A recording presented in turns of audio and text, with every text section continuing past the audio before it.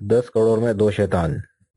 اچانک ایک تیز سناٹے کی آواز فضا میں گونجی اور دوسرے لمحے اس کی گردن اس صفائی سے کٹ گئی جیسے تار سے صابن کٹ جاتا ہے۔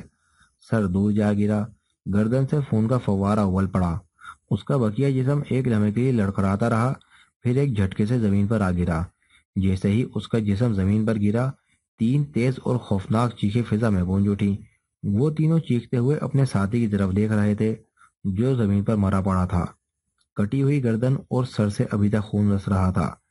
تینوں کی آنکھوں سے شدید خوف نمایاں تھا۔ خوف اور دہشت کی وجہ سے ان کے چہرے بگڑ گئے تھے، اور دوسرے لمحے ان میں سے ایک، جو شاید قدرے کمزور دل کا مالک تھا، لہرا کر فرش پر گر پڑا۔ وہ خوف کی زیادتی کی وجہ سے بے ہوش ہو چکا تھا۔ چار شوقیہ شکاریوں کی یہ پارٹی دارالحکومت کے مالدار نوجوانوں پر مشتمل تھی جو کل دارالحکومت سے پیرابن کے جنگل میں شکار کھیلنے کے لیے آئے تھے۔ اس سے پہلے بھی وہ کئی بار جنگل میں شکار کھیل چکے تھے، لیکن آج یہ واقعہ اپنی نوعیت کے لحاظ سے قطعی انوکھا تھا۔ وہ 2 گھنٹے سے اس جنگل میں شکار کھیل رہے تھے۔ اس دوران انہوں نے 2 ہرن، 3 خرگوش اور ایک چیتل شکار کیا تھا۔ پھر جیسے ہی وہ جنگل کے انتہائی شمالی سرے پر پہنچے، اچانک یہ واقعہ پیش آ گیا۔ وہ چاروں آپس میں باتیں کرتے ہوئے چلے جا رہے تھے کہ اچانک ایک تیز سناٹے کی آواز فضا میں گونجی، اور دوسرے لمحے ان تینوں سے ذرا آگے جانے والے کی گردن کٹ کر ایک طرف جا پڑی۔ انہیں کوئی ایسی چیز بھی نظر نہ آئی جس سے گردن کٹی ہو، اور نہ ہی کوئی ایسی چیز پھینکنے والا نظر آیا۔ اس وجہ سے ان پر دہشت طاری ہو گئی تھی۔ وہ دونوں ایک لمحے تک تو بت بنے کھڑے رہے، پھر ان میں ایک، جو عمر کے لحاظ سے ان سب سے بڑا نظر آ رہا تھا، دوسرے سے مخاطب ہوا۔ جمال، یہ سب کیا ہوا؟ کیسے ہوا؟ اس کی آواز سے بھی دہشت صاف جھلک رہی تھی۔ کچھ سمجھ میں نہیں آتا سلیم، سعید کی گردن کیسے کٹ گئی؟ جمال نے جواب دیا۔ ان کے حواس بحال ہوتے جا رہے تھے، اور فوری دہشت اور خوف جو ان کے ذہنوں پر طاری ہو گیا تھا، آہستہ آہستہ کم ہوتا جا رہا تھا۔ پھر وہ دونوں اس مردہ نوجوان جس کا نام سعید تھا کی طرف لپکے۔ انہوں نے اس کے چاروں طرف غور سے دیکھا، لیکن ایسی کوئی چیز انہیں نظر نہیں آئی جس سے وہ اس واقعے کو موجب سمجھتے۔ پھر وہ اپنے بے ہوش ساتھی کی طرف متوجہ ہوئے۔ جمال نے اپنے کندھے سے لٹکی ہوئی چھاگل سے پانی نکال کر بے ہوش نوجوان کے چہرے پر چھینٹے مارے۔ چند لمحے بعد اسے ہوش آ گیا۔ کیا ہوا؟ اس کے منہ سے بے ربط سے جملے نکلے۔ ہوش میں آؤ بشیر، ہمیں اپنے بچاؤ کی بھی فکر کرنی چاہیے، ہو سکتا ہے ہم بھی اس اندھے کی موت کا شکار ہو جائیں، جمال نے کہا۔ تھوڑی دیر بعد وہ وہاں کھڑے سوچ رہے تھے کہ اب کیا کیا جائے۔ وہ اپنے ساتھی کی لاش بھی یہاں نہیں چھوڑ سکتے تھے، اور خوف کی وجہ سے یہاں سے بھاگ جانا بھی چاہتے تھے۔ بشیر، میرے خیال میں تم جاؤ اور پولیس کو اس واقعے کی اطلاع دو۔ ہم دونوں یہاں ٹھہرتے ہیں، کیا خیال ہے سلیم؟ جمال نے، جو ان سب سے زیادہ مضبوط اعصاب کا مالک نظر آ رہا تھا، نے بشیر اور سلیم سے مخاطب ہو کر کہا۔ ٹھیک ہے بشیر، تم جاؤ اور پولیس کو لے کر آؤ، لیکن جتنی جلدی ممکن ہو سکے واپس آنا۔ سلیم نے بھی جمال کی تائید کی، اور پھر بشیر اطلاع دینے کے لیے چلا گیا۔ وہاں سے 200 گز دور ان کی جیپ موجود تھی۔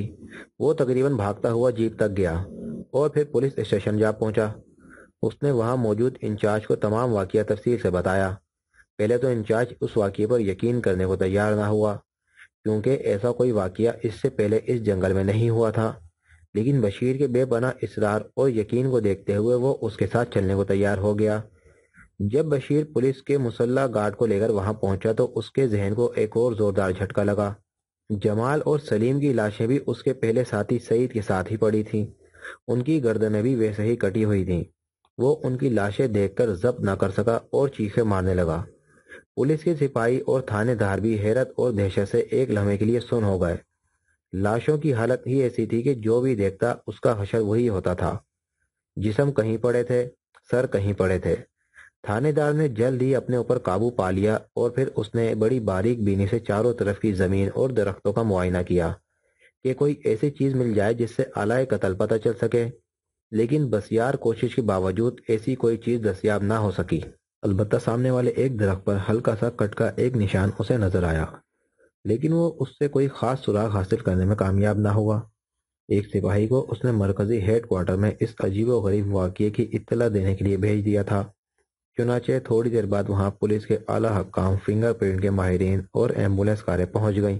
پولیس نے ارد گرد کا تمام علاقہ چھان مارا، لیکن کوئی سراغ نہ مل سکا۔ آخر تھک ہار کر انہوں نے لاشیں ایمبولینس میں ڈالیں اور واپس چلے گئے۔ اور پھر یہ حادثات روز کا معمول بن گئے۔ روزانہ شمالی سائڈ کے کسی نہ کسی حصے میں شکاری اچانک اس پراسرار موت کا شکار ہو جاتے۔ پولیس اور اعلیٰ حکام نے بڑے وسیع پیمانے پر ان واقعات کے اسباب جاننے کے لیے چھان بین کی، لیکن بے سود، کچھ پتہ نہ چل سکا۔ شکاریوں اور عوام کے دلوں میں ان متواتر واقعات سے اتنی دہشت پھیلی کہ انہوں نے جنگل میں شکار کھیلنا چھوڑ دیا۔ لیکن جب بھی کوئی بہادر اور منچرے شکاریوں کی پارٹی ان تمام باتوں کی پرواہ نہ کرتے ہوئے شکار کھیلنے وہاں آ جاتی تو وہ اسی پراسرار موت کا شکار ہو جاتی۔ یہ جنگل ریاست پریم نگر کی آمدنی کا بہترین ذریعہ تھا۔ جنگل میں شکار کھیلنے والوں سے باقاعدہ فیس لی جاتی تھی۔ شکاریوں کی ریاست میں آمد کی وجہ سے ریاست مختلف صورتوں میں کافی روپیہ کما لیتی تھی۔ اس کے علاوہ جنگل سے لکڑی کاٹ کر ریاست سے باہر بھیجی جاتی تھی، جس سے ریاست کو ایک معقول آمدنی ہو جاتی تھی۔ شکاریوں نے جب سے اس طرف کا رخ کھوڑنا چھوڑا تھا، ریاست کی اچھی خاصی آمدنی بند ہو کر رہ گئی تھی۔ نواب بہزاد علی خان نے، جو اس ریاست کے مالک تھے، اپنی نگرانی میں واقعات کی چھان بین کرائی، لیکن کچھ پتہ نہ چل سکا۔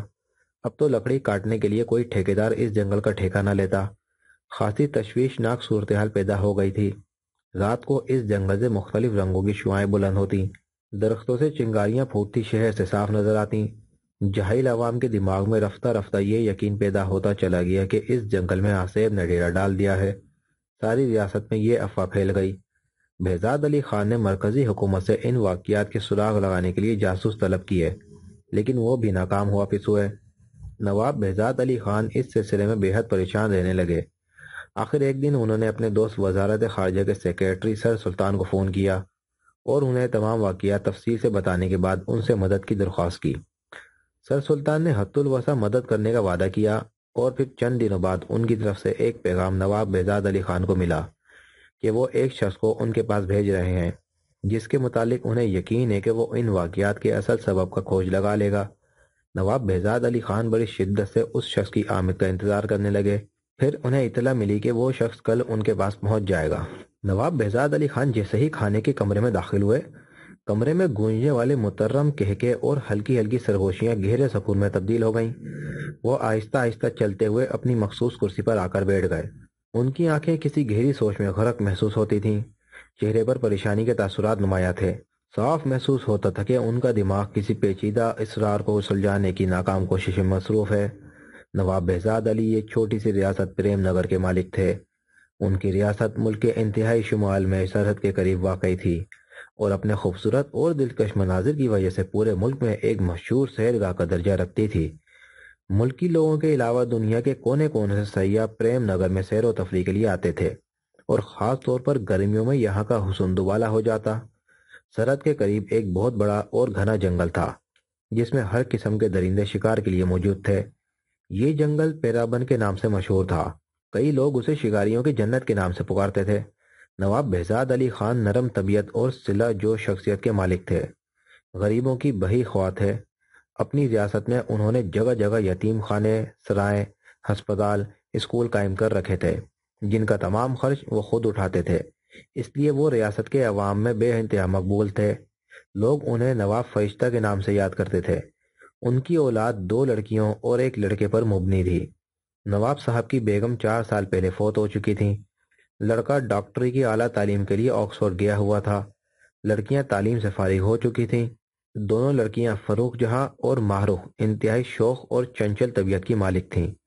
لڑکیوں کے علاوہ ان کی 2 بھانجیاں شگفتہ اور ناہید بھی ان کے ساتھ ہی رہتی تھیں، کیونکہ نواب کی ہمشیرہ کا کافی عرصے پہلے انتقال ہو چکا تھا۔ ناہید اور شگفتہ کی طبیعت بھی فروخ جہاں اور ماہرخ کی طرح انتہائی شوخ تھی، اس لیے جہاں ان چاروں کا گروپ مل جاتا وہاں ایک قیامت ہی ٹوٹ پڑتی۔ چاروں تعلیم یافتہ اور حسن میں لاسانی تھیں۔ نواب صاحب چاروں سے یکساں پیار کرتے تھے۔ ان کے لیے لڑکیوں اور بھانجیوں کے درمیان کوئی فرق نہیں تھا۔ وہ چاروں بھی نواب صاحب سے کافی حد تک بے تکلف تھیں، لیکن اس کے باوجود وہ ان کا ادب بھی بہت کرتی تھیں۔ چنانچہ اس وقت بھی جیسے ہی نواب صاحب کھانے کے کمرے میں داخل ہوئے، وہاں خاموشی داری ہو گئی۔ نواب صاحب خیالوں میں کھوئے ہوئے کھانا کھا رہے تھے۔ ڈیڈی، آج آپ پریشان معلوم ہو رہے ہیں؟ اچانک ماہرخ نے نواب صاحب کی طرف غور سے دیکھتے ہوئے پوچھا۔ نواب صاحب چونک پڑے اور پھر پھیکی ہنسی ان کے ہونٹوں پر نمودار ہوئی۔ نہیں بیبی، میں ٹھیک ہوں، بس ذرا ریاست کے متعلق ایک مسئلے پر غور کر رہا تھا۔ نواب صاحب نے اپنی حالت سنبھالتے ہوئے کہا۔ ڈیڈی کھانا کھاتے وقت آپ ریاست کو بھول جایا کیجیے، فروخ جہاں نے اٹھلاتے ہوئے کہا۔ اب ہماری بیٹی ہمیں نصیحت کر رہی ہے، نواب صاحب نے مسکراتے ہوئے کہا۔ فروخ باجی ٹھیک ہی تو کہہ رہی ہیں انکل، شگفتہ نے فروخ کی تائید کرتے ہوئے کہا۔ اور ہاں، مجھے بتانے کا خیال ہی نہیں رہا، کل ایک معزز شخصیت بطور مہمان ہمارے ہاں آ رہے ہیں، نوکروں سے کہہ کر گیس روم ٹھیک کروا لینا، نواب صاحب نے معروف سے مخاطب ہوتے ہوئے کہا۔ اوکے ڈیڈی، ویسے یہ معزز شخصیت کہاں سے تشریف لا رہی ہیں؟ معروف کے لہجے میں دبی دبی ہنسی کے اثرات واضح تھے۔ دارالحکومت سے، نواب صاحب نے معروف کے لہجے پر غور کرتے ہوئے سنجیدگی سے کہا۔ کیا آپ ان کا پیشگی تعارف نہیں کرا سکتے؟ معروف نے کہا۔ ان کا نام علی عمران ہے اور ایک خاص سلسلے میں مجھے ان کی مدد درکار ہے، اس لیے وہ کل یہاں آ رہے ہیں۔ لیکن ایک بات میں پہلے بتا دوں، آپ نے ان کے ساتھ کسی قسم کا مذاق نہیں کرنا، وہ شاید انتہائی سنجیدہ طبیعت کے مالک ہوں گے اور جس کام کے سلسلے میں وہ یہاں آ رہے ہیں اس کے لیے انہیں ذہنی یکسوئی کی انتہائی ضرورت ہے۔ نواب صاحب کا لہجہ بے حد سنجیدہ تھا۔ بہت اچھا انکل، لیکن آپ نے لفظ شاید استعمال کیا ہے، کیا اس کا مطلب ہے کہ آپ انہیں پہلے سے نہیں جانتے؟ شگفتہ نے ایک نکتہ نکالا۔ ہاں شگفتہ بیٹا، وہ پہلی بار یہاں آ رہے ہیں، نواب صاحب نے سنجیدگی کو برقرار رکھتے ہوئے کہا، اور پھر وہ سب خاموشی سے کھانا کھانے میں مشغول ہو گئے۔ نواب صاحب کے علاوہ باقی سب کے دماغ میں وہ معزز شخصیت گھوم رہی تھی، سب اپنی اپنی جگہ اس شخصیت کا تصوراتی خاکہ باندھ رہی تھیں کہ وہ شخصیت کیسی ہوگی۔ اتنے میں نواب صاحب نے کھانا کھا کر ہاتھ رومال سے پوچھنے شروع کر دیے۔ باقی سب نے بھی ان کی پیروی کی اور ہاتھ دھونے کے بعد نواب صاحب اپنے کمرے میں چلے گئے اور وہ چاروں دسترخوان سے اٹھ کر ایک دوسرے کمرے میں آ بیٹھیں۔ شگفتہ باجی، وہ معزز شخصیت کیسی ہوگی؟ ناہید نے شگفتہ کو مخاطب کرتے ہوئے کہا۔ یہی میں سوچ رہی ہوں، شگفتہ نے جواب دیا۔ میرے خیال میں وہ انتہائی طویل القامت، قوی الہیکل، ادھیڑ عمر کی شخصیت ہوگی، جس کی لمبی لمبی سفید مونچھیں ہوں گی، سر کے آدھے بال غائب اور باقی آدھے سفید ہوں گے۔ ماں رخ نے اپنے ذہن میں پیدا ہونے والا خاکہ ان کے سامنے پیش کر دیا۔ بالکل ٹھیک باجی، بالکل یہی نقشہ میرے ذہن میں بھی تھا۔ اس کے علاوہ ان کی آنکھوں پر موٹے موٹے شیشے والی دھاندلی سی اینک بھی ضرور ہوگی، ناہید نے خاکے میں اضافہ کرتے ہوئے کہا، اور سب کھلکھلا کر ہنس پڑیں۔ باجی، یہ شخصیت کہیں اپنے فلسفوں اور نصیحتوں سے بور نہ کرنا شروع کر دے، شگفتہ نے منہ بگاڑتے ہوئے کہا۔ دیکھو، یہ تو اس کی آمد پر ہی پتہ چلے گا، معروف نے کچھ سوچتے ہوئے کہا، اور پھر وہ کافی رات گئے تک اس معزز شخصیت پر ہی بحث کرتی رہیں۔ گھنا اور ہیبت ناک جنگل رات کے وقت کچھ اور زیادہ بھیانک لگ رہا تھا۔ چاروں طرف مختلف درندوں کی زوردار آوازیں گونج رہی تھیں، ان میں کبھی کبھی شیر کی دل ہلا دینے والی دھاڑیں بھی شامل ہوتی تھیں۔ اسی خوفناک جنگل میں اس وقت ایک سیاہ پوش ہاتھ میں برین گن پکڑے بڑے اطمینان سے آگے بڑھا چلا جا رہا تھا۔ وہ اس طرح مطمئن تھا جیسے جنگل کی بجائے کسی شہر کی پر رونق سڑک پر پھر رہا ہو۔ کبھی کبھی وہ اچانک ٹھٹک کر رک جاتا اور چند لمحے کسی آواز کو بغور سنتا، پھر سر جھٹک کر آگے بڑھ جاتا۔ ابھی تک اس کا واسطہ کسی درندے سے نہیں پڑا تھا۔ کافی دور تک وہ جنگل میں بڑھتا چلا گیا، پھر ایک درخت کے نیچے آ کر رک گیا۔ یہ درخت بہت پھیلا ہوا تھا، اس درخت کا تنا بہت چوڑا تھا کہ اگر ایک ہاتھی بھی دوسری طرف چھپ کر کھڑا ہوتا تو اس طرف سے نظر نہ آ سکتا تھا۔ وہ سیاہ پوش درخت کے پاس خاموشی سے کھڑا رہا، پھر آگے بڑھا اور تنے پر ہاتھ پھیرنے لگا۔ اچانک ایک ہلکی سی گڑگڑاہٹ کی آواز آئی اور اس تنے میں ایک دروازہ سا بن گیا۔ وہ ادھر ادھر دیکھتا ہوا اس دروازے میں داخل ہو گیا۔ اس کے داخل ہوتے ہی وہ دروازہ بند ہو گیا۔ اندر کی طرف سیڑھیاں بنی ہوئی تھیں۔ سیاہ پوش نے برین گن کاندھے سے لٹکائی، جیب سے ایک چھوٹی سی ٹارچ نکالی اور پھر اس ٹارچ کی روشنی کے ذریعے وہ سیڑھیاں اترتا چلا گیا۔ سیڑھیاں کافی گہرائی تک چلی گئی تھیں۔ جہاں جا کر سیڑھیاں ختم ہوئی وہاں آگے ایک چھوٹا سا کمرہ تھا۔ کمرے کا دروازہ بند تھا۔ اس نے دروازے پر لگے ہوئے پیتل کے ہینڈل کو 3 بار مخصوص انداز میں گھمایا اور دروازہ کھل گیا۔ آگے ایک لمبی سی گیلری تھی۔ گیلری میں کم پاور کے بہت سے بلب جل رہے تھے۔ گیلری میں ہلکی ہلکی گھڑگھڑاہٹ کی آوازیں آ رہی تھیں، جیسے آس پاس کوئی بھاری مشین چل رہی ہو۔ وہ تیز تیز قدم اٹھاتا ہوا گیلری سے گزرنے لگا۔ گیلری کے درمیان میں ایک چھوٹا سا دروازہ تھا جو اس وقت بند تھا۔ سیاہ پوش نے جیب سے ایک چھوٹی سی چابی نکال کر دروازے کے آٹومیٹک لاک میں گھما کر ڈالا اور پھر دروازے پر دباؤ ڈالا تو دروازہ بے آواز کھلتا چلا گیا۔ یہ ایک چھوٹا سا کمرہ تھا جو بہترین اور جدید ساخت کے فرنیچر سے مزین تھا۔ اس نے کمرے میں داخل ہو کر دروازہ بند کر دیا۔ کمرے میں مرکری ٹیوب جل رہی تھی۔ اس نے برین گن کمرے کے سائیڈ میں پڑی ہوئی ایک ٹیبل پر رکھ دی اور پھر وہ ایک الماری کی طرف بڑھتا چلا گیا۔ اس نے الماری کھول کر اس کے اوپر والے خانے میں رکھی ہوئی ایک چھوٹی سی مشین نکالی اور پھر اسے لا کر کمرے کے درمیان میں پڑی ہوئی ایک بڑی سی میز پر رکھ دیا اور خود اس کے سامنے کرسی پر بیٹھ گیا۔ وہ مشین میں لگی ہوئی مختلف رنگوں کی تاروں کو جوڑتا رہا۔ پھر اس نے مشین کے نیچے لگے ہوئے ایک بٹن کو دبا دیا۔ مشین سے ہلکی ہلکی زوں زوں کی آوازیں آنے لگیں۔ اس نے ایک اور بٹن دبایا تو زوں زوں کی آوازیں تیز ہو گئیں۔ وہ خاموشی سے بیٹھا رہا۔ اچانک آوازیں آنی بند ہو گئیں اور پھر ایک عجیب قسم کی منمناتی ہوئی آواز ابھری، جیسے کوئی منہ بھینچ کر بول رہا ہو۔ ہیلو ہیلو، شیطان اسپیکنگ، اوور۔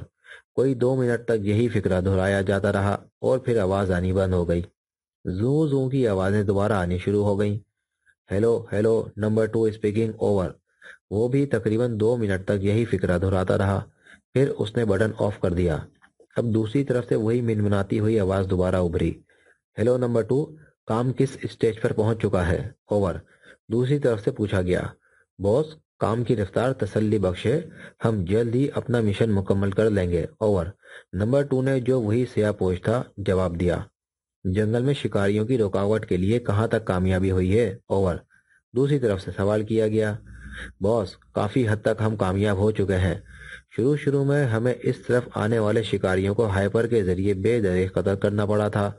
آہستہ آہستہ شکاری اس طرف آنے خود بخود بند ہو گئے۔ پھر رات کو زیرو گن کے ذریعے رنگ برنگی چنگاریاں چھوڑی گئیں اور اس قسم کے مختلف حربے اختیار کیے گئے۔ چنانچہ اس علاقے کے لوگوں نے جنگل کو آصف زدہ سمجھ لیا۔ اب یہاں شکاری آنا بند ہو گئے ہیں اور ہم بڑے سکون سے اپنا کام کر رہے ہیں، اوور۔ سیاہ پوش نے تفصیلی رپورٹ دی۔ ٹھیک ہے، میں تمہاری کارکردگی سے خوش ہوں۔ ویسے کبھی کبھی بھولے بھٹکے شکاریوں کے لیے کوئی انتظام کیا گیا ہے؟ اوور۔ شیطان نے پوچھا۔ یس باس، ہائپر مشین لیے ہمارے آدمی درختوں میں چھپے رہتے ہیں، اوور۔ نمبر 2 نے جواب دیا۔ اوکے، ویسے میں چند دنوں بعد خود بھی تمہارے پاس پہنچنے والا ہوں، اوور۔ دوسری طرف سے بولنے والے نے کہا۔ مجھے خوشی ہوگی باس، اوور۔ سیاہ پوش نے مودبانہ انداز میں کہا۔ اوکے، ویسے ہر روز مجھے حالات بتا دینا، اوور، باس نے کہا۔ اوکے سر، اوور، سیاہ پوش نے جواب دیا۔ Okay, over and all. وہی منمناتی ہوئی آواز ابھری اور پھر یخلک زوں زوں کی آوازیں آنا شروع ہو گئیں۔ سیاہ پوش نے تمام بٹن آف کر دیے اور پھر تاریں علیحدہ کرنی شروع کر دیں۔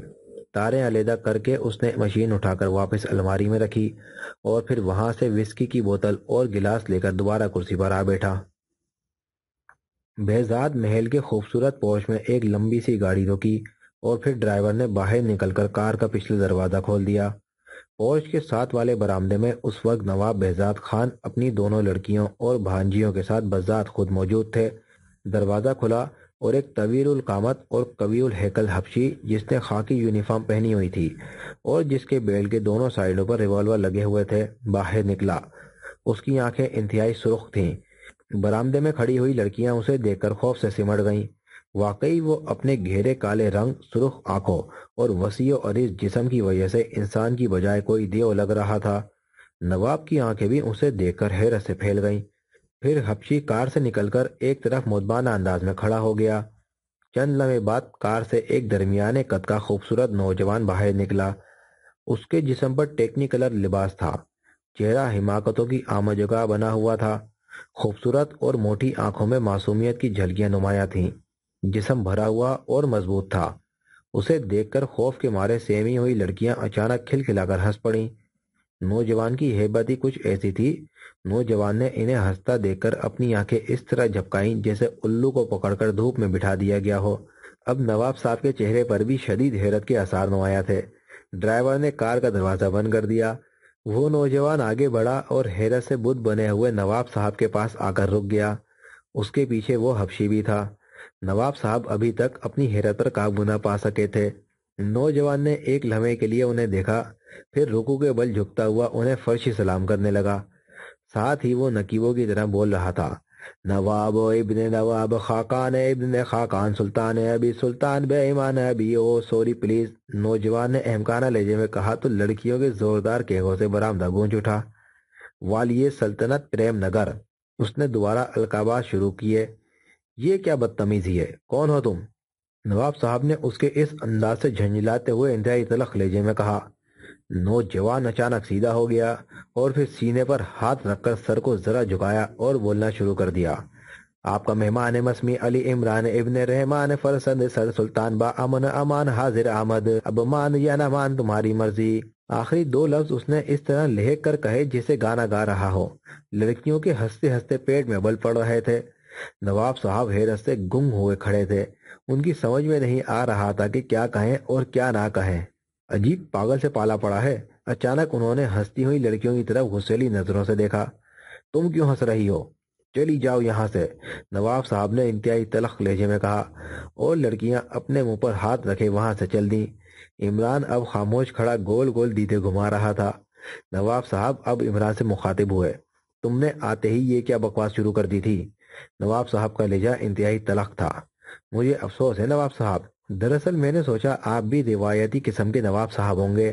اگر میں نے اس طرح القاب و آداب کے ساتھ سلام نہ کیا تو فوراً گردن زنی کا حکم صادر کر دیں گے، اور پھر ایک خوفناک قسم کا جلاد۔ لیکن ایک بات ہے، یہ جوزف بھی کسی جلاد سے کم نہیں۔ یومیہ 6 بوتلیں شراب پی جانا جلادی نہیں تو کیا ہے؟ عمران نے جوزف کی طرف اشارہ کرتے ہوئے کہا، جو اس کے پیچھے بت بنا کھڑا تھا۔ یہ کون ہے؟ نواب صاحب نے جوزف کو سر سے پاؤں تک دیکھتے ہوئے کہا، میرا باڈی گارڈ۔ کیوں، آپ کو پسند نہیں آیا؟ کہیں تو اس جیسا آپ کو بھی منگوا دوں؟ عمران نے کہا۔ تمہیں سر سلطان نے بھیجا ہے؟ نواب صاحب نے پوچھا۔ جی ہاں، عمران نے سر جھکاتے ہوئے کہا۔ مجھے یقین نہیں آتا کہ سر سلطان تم جیسے مسخرے کو بھی بھیجیں گے۔ نواب صاحب کی آنکھوں میں بے یقینی صاف پڑی جا سکتی تھی، اور عمران نے جیب سے ایک لفافہ نکال کر آگے کر دیا۔ نواب صاحب نے خاموشی سے اس کے ہاتھوں سے لفافہ لیا، اسے کھولا اور خط پڑھنا شروع کر دیا۔ بہزاد، میں علی عمران کو تمہارے پاس بھیج رہا ہوں، یہ تمہاری الجھنیں حل کر دے گا۔ ویسے اس کے مسخرے پن پر مت جانا، یہ بظاہر جتنا مسخرہ ہے اتنا ہی در حقیقت تیز اور ذہین ہے۔ تم بلا تکلف اس سے اپنے تمام مسائل بیان کرو، فقط سلطان احمد۔ نواب صاحب نے خط پڑھ کر ایک طویل سانس لیا اور ایک بار پھر گہری نظروں سے عمران کا جائزہ لینے لگے۔ عمران کے چہرے پر حماقتوں کی تہ میں کچھ اور بھی اضافہ ہو گیا۔ چند لمحے تک وہ کچھ سوچتے رہے، پھر انہوں نے کاندھے جھٹکے۔ یقیناً وہ کوئی فیصلہ کرنے میں کامیاب ہو گئے تھے۔ اس کا پورا تعارف کراؤ، انہوں نے جوزف کو دیکھتے ہوئے عمران سے پوچھا۔ جوزف عمران کے پیچھے اٹینشن کھڑا تھا۔ اس کی سرخ آنکھیں یوں چاروں طرف گھوم رہی تھیں جیسے کوئی شکاری کسی شکار کی تلاش میں ہو۔ یہ میرا باڈی گارڈ ہے جوزف، کیسا ہے؟ عمران نے برا سا منہ بناتے ہوئے کہا۔ شاندار، نواب صاحب نے بغور جوزف کی طرف دیکھتے ہوئے کہا۔ ان کی نظروں میں تحسین کے آثار نمایاں تھے۔ خاک شاندار، کباڑا کر کے رکھ دیتا ہے میرا، عمران نے دوبارہ منہ بناتے ہوئے کہا۔ کیا مطلب؟ نواب صاحب نے حیرت سے پوچھا۔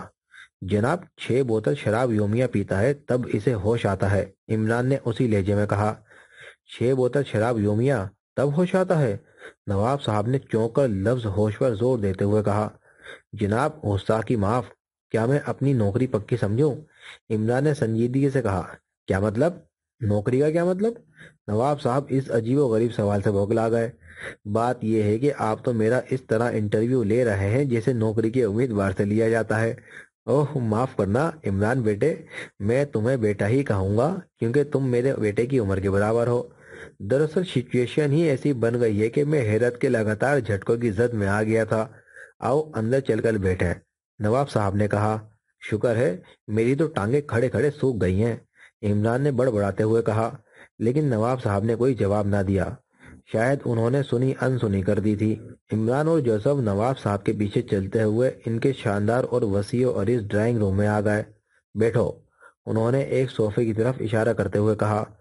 جوزف دروازے پر نگرانی کرو، عمران نے جوزف کو حکم دیا، اور جوزف بغیر کچھ بولے فوجی انداز میں ٹرن ہوا، پھر مارچ کرتا ہوا ڈرائنگ روم سے باہر چلا گیا۔ ہاں تو نواب صاحب، اب آپ مجھے تفصیل سے بتائیں کیا واقعہ ہے، عمران نے سنجیدگی سے نواب صاحب سے مخاطب ہوتے ہوئے کہا۔ میرے خیال میں اب تم آرام کرتے، ڈنر کے بعد تمہیں تمام تفصیل سے آگاہ کر دوں گا، نواب صاحب نے کہا۔ اتنے میں ایک ملازمہ کافی کا جگ اور پیالیاں لے آئی۔ اس نے جگ سے دونوں پیالیوں میں کافی اونڈیلی اور بڑے ادب سے عمران اور نواب صاحب کے سامنے پیالیاں رکھ کر واپس چلی گئی۔ نہیں، میرے خیال میں آپ ابھی بتا دیں تاکہ میں ڈنر تک اس کے متعلق کوئی پروگرام بنا لوں، میں اس سلسلے میں وقت ضائع نہیں کرنا چاہتا، عمران نے سنجیدگی سے کہا۔ بہتر، جیسے تمہاری مرضی۔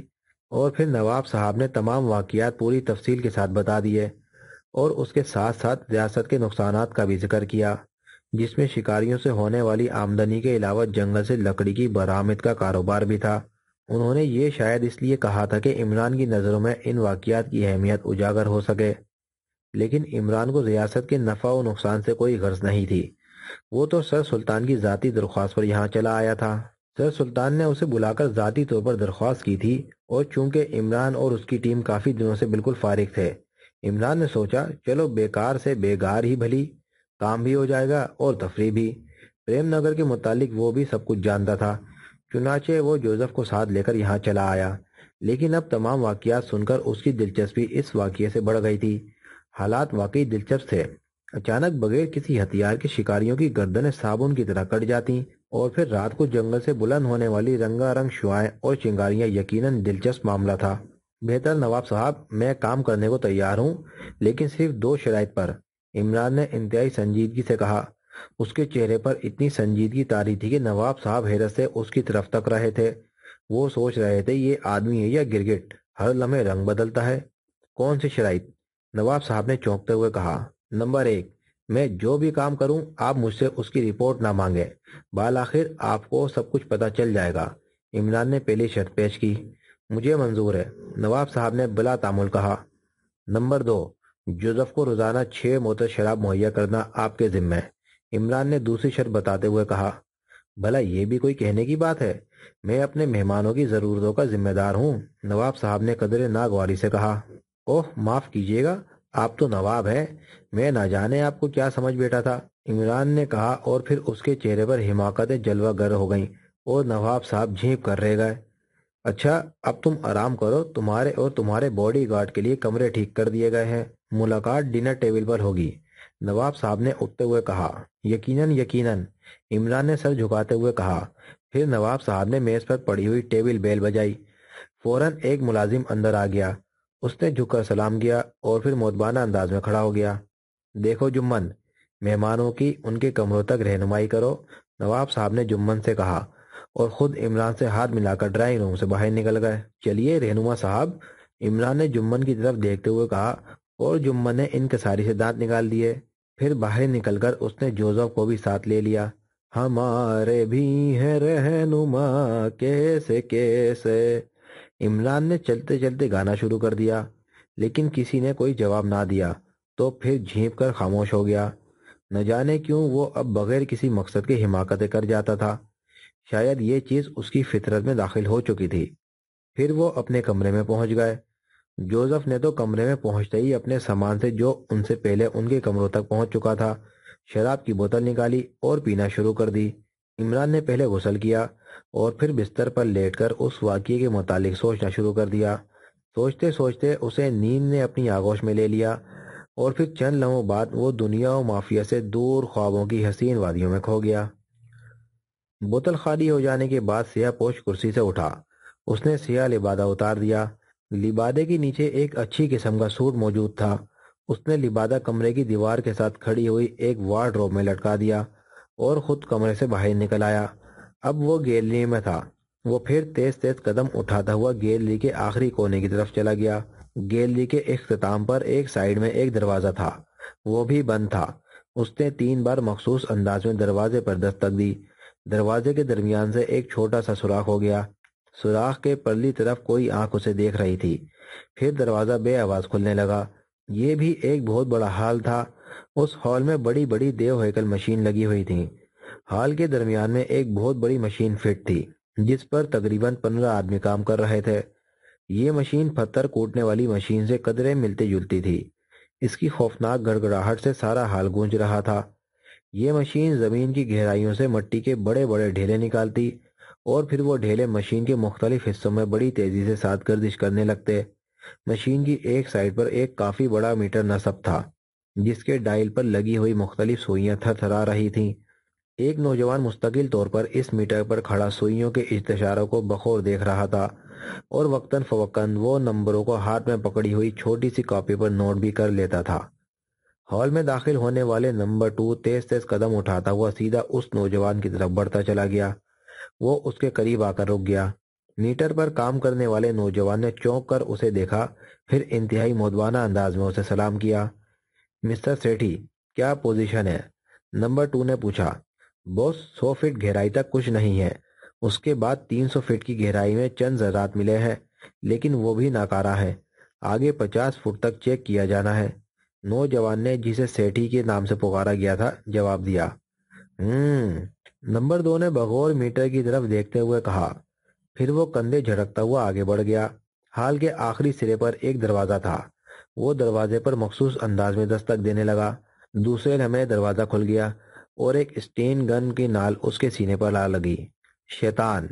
اسٹین گن بردار نے، جو ایک قوی ہیکل گنڈا تھا، دھیرے سے کہا۔ 10 کروڑ میں 2 شیطان! نمبر 2 نے جواباً کہا، اور اسٹین گن کا رخ بدل گیا۔ وہ گنڈا ادب سے ایک طرف ہٹ گیا۔ نمبر 2 اندر داخل ہو گیا۔ یہ ایک چھوٹا سا کمرہ تھا، جس کا دوسرا دروازہ اوپر چھت کے قریب لگا ہوا تھا، اور دروازے تک سیڑھیاں بنی ہوئی تھیں۔ وہ سیڑھیاں چڑھتا ہوا دروازے تک پہنچ گیا۔ یہاں بھی اس نے وہی مخصوص دستک دی، اور پھر پہلے کی طرح دروازہ کھلتے ہی ایک اسٹین گن کی نال اس کے سینے پر آ کر ٹک گئی۔ شیطان! اسٹین گن بردار بڑبڑایا۔ 10 کروڑ میں 2 شیطان! نمبر 2 نے اسی لہجے میں کہا، اور اسٹین گن کا رخ بدل گیا۔ وہ دروازہ کراس کر گیا۔ اب وہ ایک وسیع و عریض میدان میں تھا، جس میں سینکڑوں کی تعداد میں سڑکیں بنانے والی مشینیں، پتھر لے آنے اور لے جانے والی مشینیں اور اسی قسم کی دوسری مشینیں کام کر رہی تھیں۔ اس میدان میں آسمان نظر نہیں آ رہا تھا۔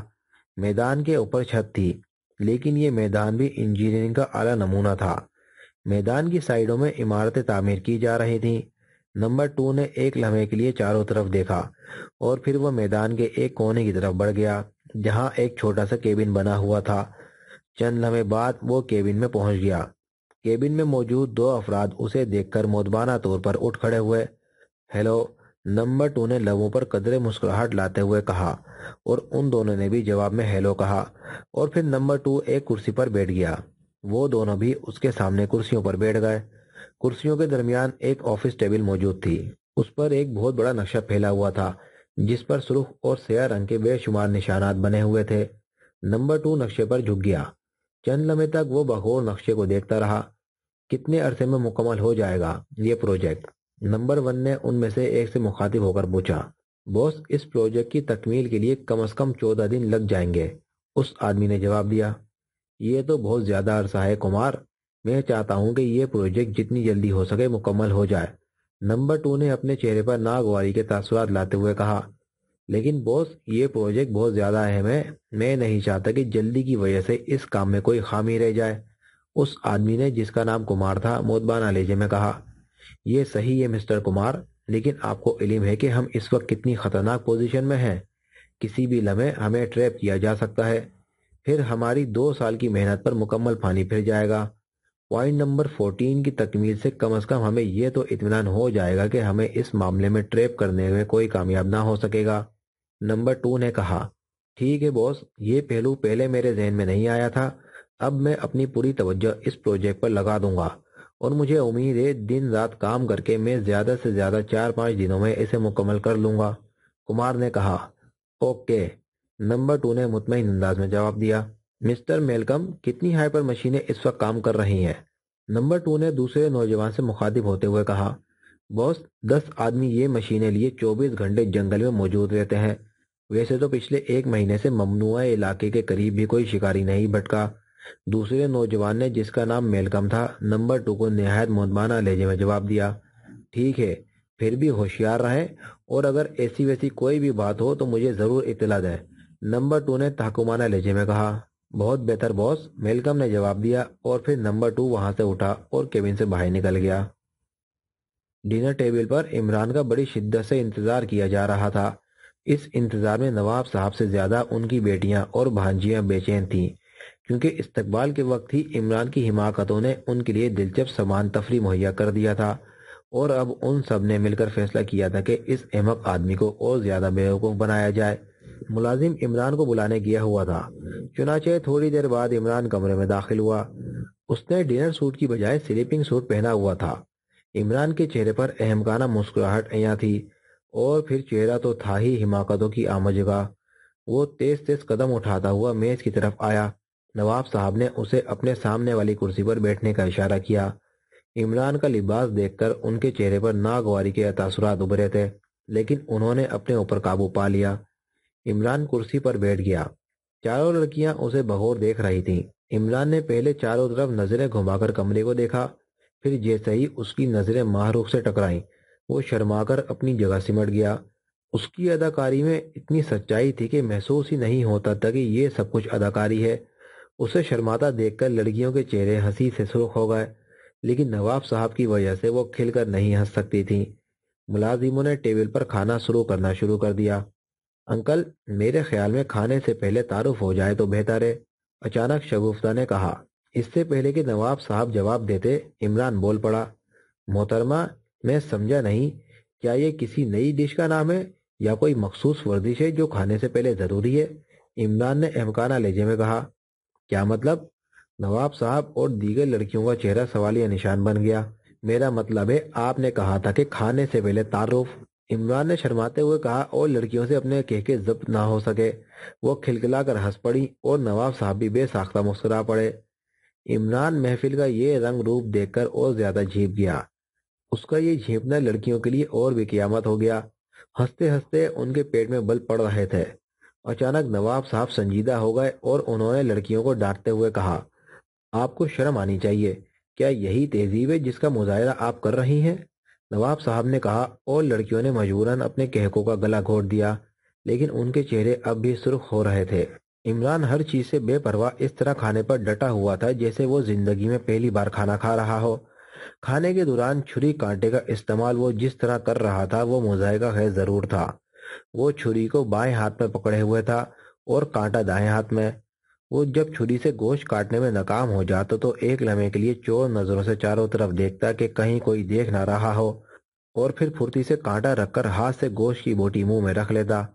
لڑکیاں کنکھیوں سے یہ تمام ڈرامہ دیکھ رہی تھیں، لیکن نواب صاحب کی وجہ سے اپنے آپ پر جبر کیے بیٹھی تھیں۔ خدا خدا کر کے کھانا ختم ہوا۔ وہ سب میز سے اٹھ کھڑے ہوئے۔ عمران نے رومال سے ہاتھ صاف کرنے کی بجائے اپنے شرٹ کے دامن سے صاف کر لیے۔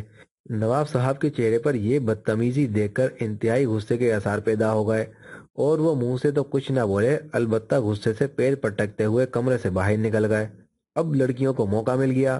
انہوں نے عمران کو چاروں طرف سے گھیر لیا۔ عمران کے چہرے پر پریشانی کے آثار صاف نمایاں تھے۔ اس کی حرکات و سکنات سے ایسا معلوم ہوتا تھا جیسے کوئی دیہاتی ایڈوانس شہری لڑکیوں کے درمیان پھنس گیا ہو۔ آپ کا نام کیا ہے؟ اچانک شگفتہ نے سوال کیا۔ علی عمران، MSc DSc آکسین، عمران نے بڑے پروقار لہجے میں جواب دیا۔ ہم نہیں مانتی، لڑکیوں نے بیک وقت حیرت زدہ انداز میں کہا۔ نہ مانیے؟ آپ کے نہ ماننے سے مجھ کو کون سا بخار ہو جائے گا؟ عمران نے برا سا منہ بناتے ہوئے کہا۔ کیا آپ برا مان گئے ہیں؟ ماہ رخ نے عمران کی ناراضگی کو محسوس کرتے ہوئے کہا۔ آپ نے مجھے جان کہہ کے تو نہیں پکارا؟ عمران نے شرماتے ہوئے کہا۔ کیا مطلب؟ لڑکیاں حیرت سے ایک دوسرے کا منہ دیکھنے لگیں۔ ان کی سمجھ میں عمران کا یہ فکرہ نہیں آیا تھا۔ مجھے شرم آتی ہے، عمران نے شرم سے دھورا ہوتے ہوئے کہا، اور لڑکیوں کی حیرت اور سنجیدگی میں اضافہ ہو گیا۔ آپ برائے مہربانی وضاحت کریں، ماہ رخ نے سنجیدگی سے کہا۔ میرا مطلب ہے، میں کیوں برا مانتا؟ برا تو وہ مانتے ہیں جنہیں جان کہا جائے۔ کیا آپ نے یہ مصرع نہیں سنا؟ جان کہہ کر پکارا تو برا مان گئے؟ عمران نے شرماتے شرماتے آخر وضاحت کر دی، اور لڑکیوں پر جو ہنسی کا دورہ پڑا تو رکنے میں نہیں آ رہا تھا۔ عمران انہیں اس بری طرح ہنستا دیکھ کر پہلے تو گھبرا گیا، پھر یخلخ اس پر گہری سنجیدگی طاری ہو گئی، اور وہ برا سا منہ بناتے ہوئے کمرے سے باہر نکل گیا۔ لڑکیاں اب بھی بری طرح ہنس رہی تھیں۔ ان کے کہکہوں کی آواز کافی دور تک عمران کے کانوں میں آتی رہی۔ وہ شاید خود ان سے پیچھا چھڑانا چاہتا تھا۔ اس نے موقع غنیمت جان کر کمرے سے باہر نکلنے میں پھرتی دکھائی، اور وہاں سے سیدھا جوزف کے کمرے میں آیا۔ جوزف کھانا اپنے کمرے میں کھا کر اس وقت شراب کی بوتل منہ سے لگائے ہوئے تھا۔ عمران دروازہ کھول کر اچانک اندر داخل ہو گیا۔ جوزف نے جو اسے یوں اچانک اپنے سر پر مسلط دیکھا تو جھٹ بوتل ایک طرف کر کے اٹینشن کھڑا ہو گیا۔ بوس، بڑی اچھی جگہ ہے، نواب صاحب نے 10 بوتلیں بھجوائی ہیں، جوزف نے دانت نکالتے ہوئے کہا۔ تو اب ان کا کباڑہ کر کے چھوڑے گا؟ عمران نے برا سا منہ بناتے ہوئے کہا۔ نہیں باس، نواب گریٹ ہے، جوزف نے سرگوشی کے لہجے میں کہا۔ کمال ہے، پہلے میں گریٹ تھا، اب نواب گریٹ ہو گیا ہے۔ کل کو کوئی تمہیں 12 بوتلیں دے دے تو وہ گریٹ ہو جائے گا؟ جوزف، تم نے ہماری توہین کی ہے، عمران نے انتہائی غصے لہجے میں کہا۔ نو باس، میرا یہ مطلب نہیں تھا، تم تو گریٹسٹ ہو باس، تم میرے باپ ہو، باس ہو میرے، جوزف نے کہا۔ بس بس، اب زیادہ مکھن نہ لگانا، جلدی سے تیار ہو جاؤ، ہم جنگل میں شکار کھیلیں گے، عمران نے آنکھیں گھماتے ہوئے کہا۔ شکار، اور اس وقت یعنی رات کو؟ باس، کیا تم نے بھی بوتل پی لی ہے؟ جوزف نے حیرت زدہ انداز میں کہا۔ ابے الو کا شکار رات کو نہیں کیا جاتا تو کیا دن میں کیا جاتا ہے؟ عمران نے منہ بناتے ہوئے اسے اپنے شکار کی پوری تفصیل بتائی، اور جوزف اپنی آنکھیں یوں جھپکنے لگا جیسے وہ خود الو ہو اور عمران اس کے شکار پر جا رہا ہو۔ تمہاری مرضی ہے باس، میں تیار ہوں، لیکن ایک بات ہے، الو ہمیں رات کو نظر کہاں آئے گا؟ آخرکار جوزف نے کندھے جھٹکتے ہوئے کہا۔ کوئی بات نہیں، ہمیں الو نظر نہیں آئے گا، ہم تو الو کو نظر آ جائیں گے نا، بس اتنا ہی کافی ہے، عمران نے پلکیں جھپکاتے ہوئے کہا۔ پھر عمران کپڑے تبدیل کرنے چلا گیا۔ کپڑے تبدیل کرنے کے بعد وہ نواب صاحب سے ملا اور انہیں ہینڈ گرینیڈ، 2 رائفلیں اور کارتوس مہیا کرنے کے لیے کہا۔ نواب صاحب نے اس وقت جنگل جانے سے انہیں روکا، لیکن عمران کے اصرار پر آخرکار انہوں نے سامان مہیا کرنے کی حامی بھر لی۔ کلب کی رونقیں اپنے پورے عروج پر تھیں۔ 3 کراس کلب ریاست پریم نگر کا سب سے عالیشان، ماڈرن اور مہنگا کلب تھا۔ یہ اپنے رقص، بہترین سجاوٹ اور ویٹرسوں کے لیے پورے ملک میں دور دور تک مشہور تھا۔ جو سیاح بھی پریم نگر آتا وہ ضرور اس کلب میں حاضری دیتا۔ سیاحوں کا کہنا تھا کہ اس کلب میں جائے بغیر پریم نگر کی سیر مکمل نہیں ہوتی۔ آج کلب کے ڈائننگ ہال میں تل دھرنے کی جگہ نہ تھی۔ ہال میں تمام بتیاں گل ہو گئیں اور اسٹیج کی دھودیا روشنی برقرار رہی۔ تمام لوگوں کی نظریں اسٹیج پر مرکوز ہو گئیں۔ چند لمحوں میں حسین و جمیل ازابیلا اسٹیج پر رقص کرنے کے لیے موجود تھی۔ سب لوگ ازابیلا کا رقص انہماک سے دیکھتے تھے۔ نوشینہ بھی ازابیلا کا رقص دیکھنے لگی، جو بہت خوبصورت لباس میں تھی، اور دودھیا روشنی میں اس کا لباس بہت زیادہ چمک رہا تھا۔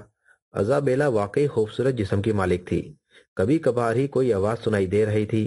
ازابیلا واقعی انتہائی مہارت سے ناچ رہی تھی، اس کا جسم بل کھا رہا تھا اور رواں رواں تھرک رہا تھا۔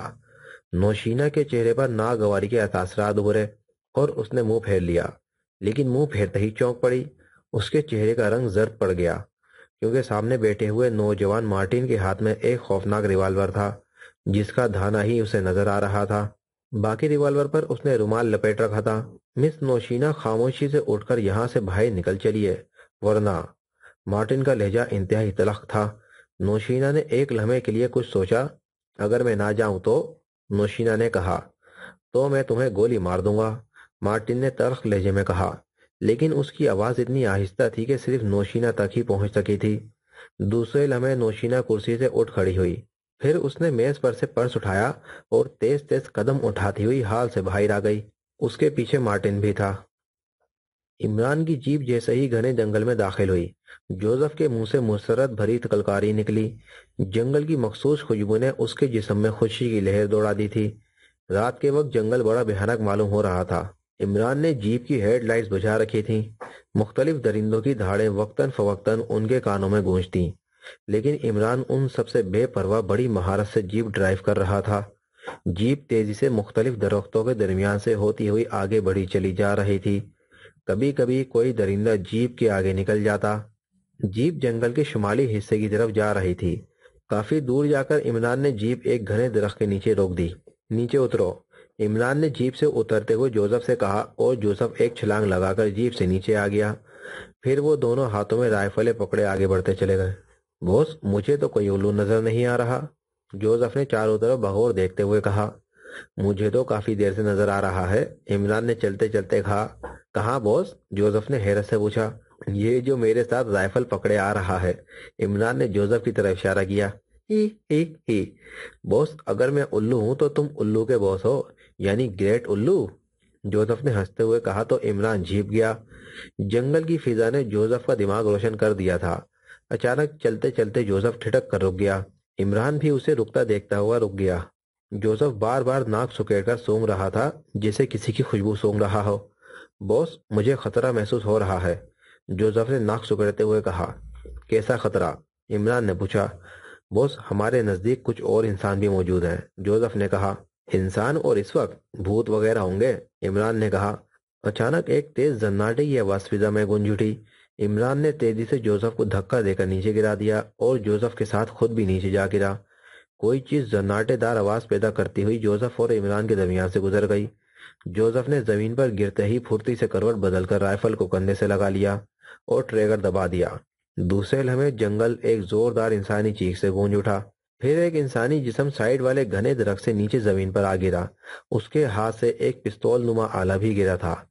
جوزف، کروٹیں لے کر یہاں سے ہٹ جاؤ، دوسرا وار ہوگا، عمران نے دبی آواز میں کہا۔ اور پھر عمران اور جوزف تیزی سے زمین پر کروٹیں لینے لگے۔ پھر فضا میں 2-3 بار تیز زناٹے کی آوازیں گونجیں۔ عمران اور جوزف متواتر کروٹیں بدل رہے تھے۔ پھر اچانک عمران کی رائفل سے ایک شعلہ نکلا اور دوسرے لمحے ایک اور انسانی جسم ایک درخت سے نیچے آ گرا۔ پھر وہاں خاموشی چھا گئی۔ عمران اور جوزف ایک درخت کے تنے کے ساتھ لگے پڑے تھے، لیکن خاموشی جلد ہی دھاڑ میں تبدیل ہو گئی۔ یہ شیر کی آواز تھی جو شکار کی بو پا کر قریب آ گیا۔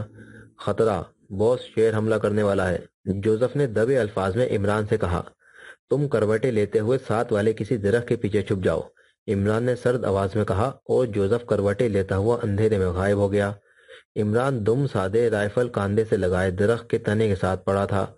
شیر نے دوسری دھاڑ ماری، اس کی دوسری دھاڑ سے عمران کے کان گونج اٹھے۔ شیر بالکل قریب آ چکا تھا۔ عمران رائفل کے ٹریگر پر انگلی رکھے چیتے کسی نظروں سے چاروں طرف دیکھ رہا تھا۔ ویسے اس کا زیادہ دھیان اس طرف تھا۔ دوسرے لمحے اس کے ذہن میں شیر سے بچنے کی ایک اور ترکیب آئی۔ اس نے اٹھ کر درخت پر چڑھنا چاہا، لیکن پھر وہ دوبارہ نیچے گر گیا، کیونکہ درخت پر ایک بہت بڑا سانپ لٹکا ہوا تھا۔ سانپ کا منہ اس کے سر سے تقریباً 5 فٹ اوپر تھا اور اس کی سرخ چمکتی ہوئی آنکھیں عمران پر گڑی ہوئی تھیں۔ عمران چاروں طرف سے گھر چکا تھا۔ درخت پر سانپ عمران کی تاک لگائے ہوئے تھا، بائیں طرف شیر گھات میں تھا اور باقی سائیڈوں پر انجانے دشمن تھے۔ عمران کو اپنے اعصاب میں کشیدگی محسوس ہوئی، لیکن پھر وہ اپنی بے پناہ قوت ارادی کے بل پر پرسکون ہوتا چلا گیا، کیونکہ اسے اچھی طرح علم تھا کہ اگر وہ ذرہ بھی نروس ہوا تو مارا جائے گا۔ دوسرے لمحے اسے سامنے والی جھاڑیوں سے 2 سرخ بلب چمکتے ہوئے نظر آئے۔ وہ سمجھ گیا کہ یہ شیر ہے۔ اس نے پھرتی سے رائفل کندھے سے لگائی اور ان آنکھوں کے درمیان نشانہ لینے لگا۔ دوسرے لمحے وہ ٹریگر دبا چکا تھا۔ ادھر اسی لمحے شیر نے اس پر جست لگائی تھی۔ رائفل ٹھس ہو کر رہ گئی، وہ جام ہو چکی تھی۔ عمران موت کے منہ میں پہنچ چکا تھا، لیکن اس نے انتہائی تیزی سے کلا بازی کھائی اور شیر عین اسی جگہ پر آ گرا جہاں 1 سیکنڈ پہلے وہ موجود تھا۔ صورتحال کو قابو سے باہر دیکھتے ہوئے وہ رائفل پھینک کر اٹھ کھڑا ہوا۔ شیر جیسے ہی زمین پر گرا، اپنے شکار کو وہاں نہ پا کر وہ تیزی سے گھوم گیا۔ اب شیر اور عمران ایک دوسرے کے سامنے تھے۔ عمران نے بیڑ سے لگا ہوا ایک تیز دھار کا خنجر نکال کر بائیں ہاتھ سے پکڑ لیا اور اب وہ شیر کے ساتھ 2 لڑائی کے لیے تیار تھا۔ شیر چند لمحوں تک اسے دیکھتا رہا، پھر اس کی پچھلی ٹانگیں زمین پر لگیں اور وہ یکدم تیزی سے چاروں طرف چکر کھانے لگا۔ دوسرے لمحے شیر نے دوبارہ عمران پر جست لگا دی۔ عمران پھرتی سے ایک طرف ہٹ گیا۔ اس کے ہٹنے کا انداز ایسا تھا جیسے بجلی لہرائی ہو۔ شیر جیسے ہی وہاں آ گرا، عمران نے جست لگائی اور دوسرے لمحے وہ شیر کی پیٹھ پر سوار تھا۔ اس نے دونوں ٹانگوں سے شیر کے پیٹ کے گرد کینچی ڈال دی اور دایاں ہاتھ شیر کی گردن کے گرد لپیٹ دیا۔ بائیں ہاتھ میں پکڑا ہوا خنجر کھچ کی آواز کے ساتھ شیر کے پہلو میں گھس گیا۔ شیر بھیانک آواز میں دھاڑا۔ یہ سب کچھ ایک لمحے کے اندر ہو گیا تھا۔ شیر نے اپنے جسم کو زوردار جھٹکا دیا تاکہ عمران کو گرا سکے، لیکن عمران اس کی پیٹھ سے جوں کی طرح چپٹ گیا۔ شیر بھوکلا گیا، اسے اس قسم کے شکار سے کبھی پالا نہیں پڑا تھا، چنانچہ گھبراہٹ میں وہ زمین پر گر پڑا۔ اس نے شاید حیوانی جبلت کے تحت اپنے آپ کو گرایا ہوگا کہ عمران اس کے نیچے آ کر پس جائے۔ شیر کی یہ چال وقتی طور پر کامیاب رہی، کیونکہ عمران بھی اس کے ساتھ ہی زمین پر آ گرا۔ اس کی دائیں ٹانگ شیر کے جسم کے نیچے آ گئی اور ٹانگ پر اسے اتنا بوجھ محسوس ہو رہا تھا جیسے کوہ ہمالیہ اس کی ٹانگ پر آ گرا ہو، لیکن وہ مجنوں کے سے انداز میں لگاتار خنجر مارتا رہا۔ شیر کے جسم سے خون کے فوارے پھوٹنے لگے۔ دوسرے لمحے شیر گھوم گیا۔ اب عمران اس کے سامنے پڑا تھا، اس کی ٹانگ مفلوج ہو چکی تھی۔ شیر زخمی ہونے کے بعد اور بھی زیادہ غضبناک ہو گیا تھا اور عمران کو بھی محسوس ہو گیا تھا کہ چند لمحے بعد شیر کا ایک ہی تھپڑ اس کی گردن توڑ دے گا۔ مفلوج ٹانگ کی وجہ سے وہ کروٹ بھی نہیں لے سکتا تھا۔ پھر شیر کا پنجہ زمین سے اٹھا۔ اسی لمحے عمران کی آنکھوں کے آگے سرخ جھنڈی لہرائی اور عمران کو ایسا محسوس ہوا جیسے اس کے جسم میں شیطانی روح حلول کر گئی ہو۔ اب عمران بھی درندہ بن چکا تھا۔ عمران کے ہاتھ سے خنجر پہلے ہی گر چکا تھا۔ عمران کے حلق سے ایک زوردار آواز نکلی اور پھر اس سے پہلے کہ شیر کا زوردار تھپڑ اس کے جسم پر پڑتا، عمران بجلی کی طرح تڑپا اور دوسرے لمحے وہ شیر سے لپٹ چکا تھا۔ عمران کے ہاتھوں میں شیر کی ایک اگلی اور ایک پچھلی ٹانگ آ گئی اور پھر شیر ایک زوردار دھاڑ مارتا ہوا فضا میں بلند ہو گیا۔ عمران نے شیر کو دونوں ہاتھوں کے زور سے اٹھا لیا تھا۔ انسانی طاقت اور قوت کی انتہا تھی۔ دوسرے لمحے عمران نے شیر کو ایک جھکولا دیا اور وہ سامنے والے درخت سے ٹکرا گیا۔ شیر کا سر زوردار آواز سے درخت کے تنے سے ٹکرایا۔ عمران اپنی پوری قوت لگا چکا تھا، اس لیے رد عمل کے طور پر اس کی آنکھوں کے آگے اندھیرا سا چھانے لگا اور پھر وہ فضا میں ہاتھ مارتا ہوا لہرا کر زمین پر آ گرا۔ وہ بے ہوش ہو چکا تھا۔ شیر اب تکلیف کی وجہ سے مسلسل دھاڑے مار رہا تھا۔ وہ درخت سے ٹکرانے کے بعد ایک دفعہ پھر اپنے پیروں پر کھڑا ہوا، لیکن اس سے پہلے کہ وہ عمران پر جم کرتا، فائر کی آواز سے جنگل گونج اٹھا۔ گولی شیر کا دماغ پھاڑتی ہوئی گزر گئی اور شہد لہرا کر وہیں گر گیا۔ وہ چند لمحے تڑپنے کے بعد ختم ہو گیا۔ عمران اور شیر ایک دوسرے سے 5 فٹ کے فاصلے پر پڑے تھے۔ عمران بے ہوش پڑا تھا، شیر مر چکا تھا۔ یہ گولی جوزف کی رائفل سے نکلی تھی، جو وہاں سے 20 فٹ دور ایک درخت کے تنے کے پیچھے موجود تھا۔ جوزف نے اس سے پہلے بھی شیر پر گولی چلانے کی کوشش کی تھی، لیکن وہ بار بار رک گیا تھا، کیونکہ عمران اور شیر ایک دوسرے سے اس انداز میں لپٹے ہوئے تھے کہ اسے خطرہ تھا کہ کہیں گولی عمران کو نہ لگ جائے۔ اب جیسے ہی شیر عمران سے دور ہوا تو اس نے فائر کر دیا۔ گولی ٹھیک نشانے پر لگی اور شیر، جو پہلے ہی عمران کے ہاتھوں کافی زخمی ہو چکا تھا، ایک ہی گولی سے ختم ہو گیا۔ جوزف عمران کی طرف بھاگنے ہی لگا تھا کہ اچانک ٹھٹک کر رک گیا، کیونکہ ایک رائفل کی نال اس کی پشت پر لگ چکی تھی۔ چپ چاپ رائفل پھینک دو۔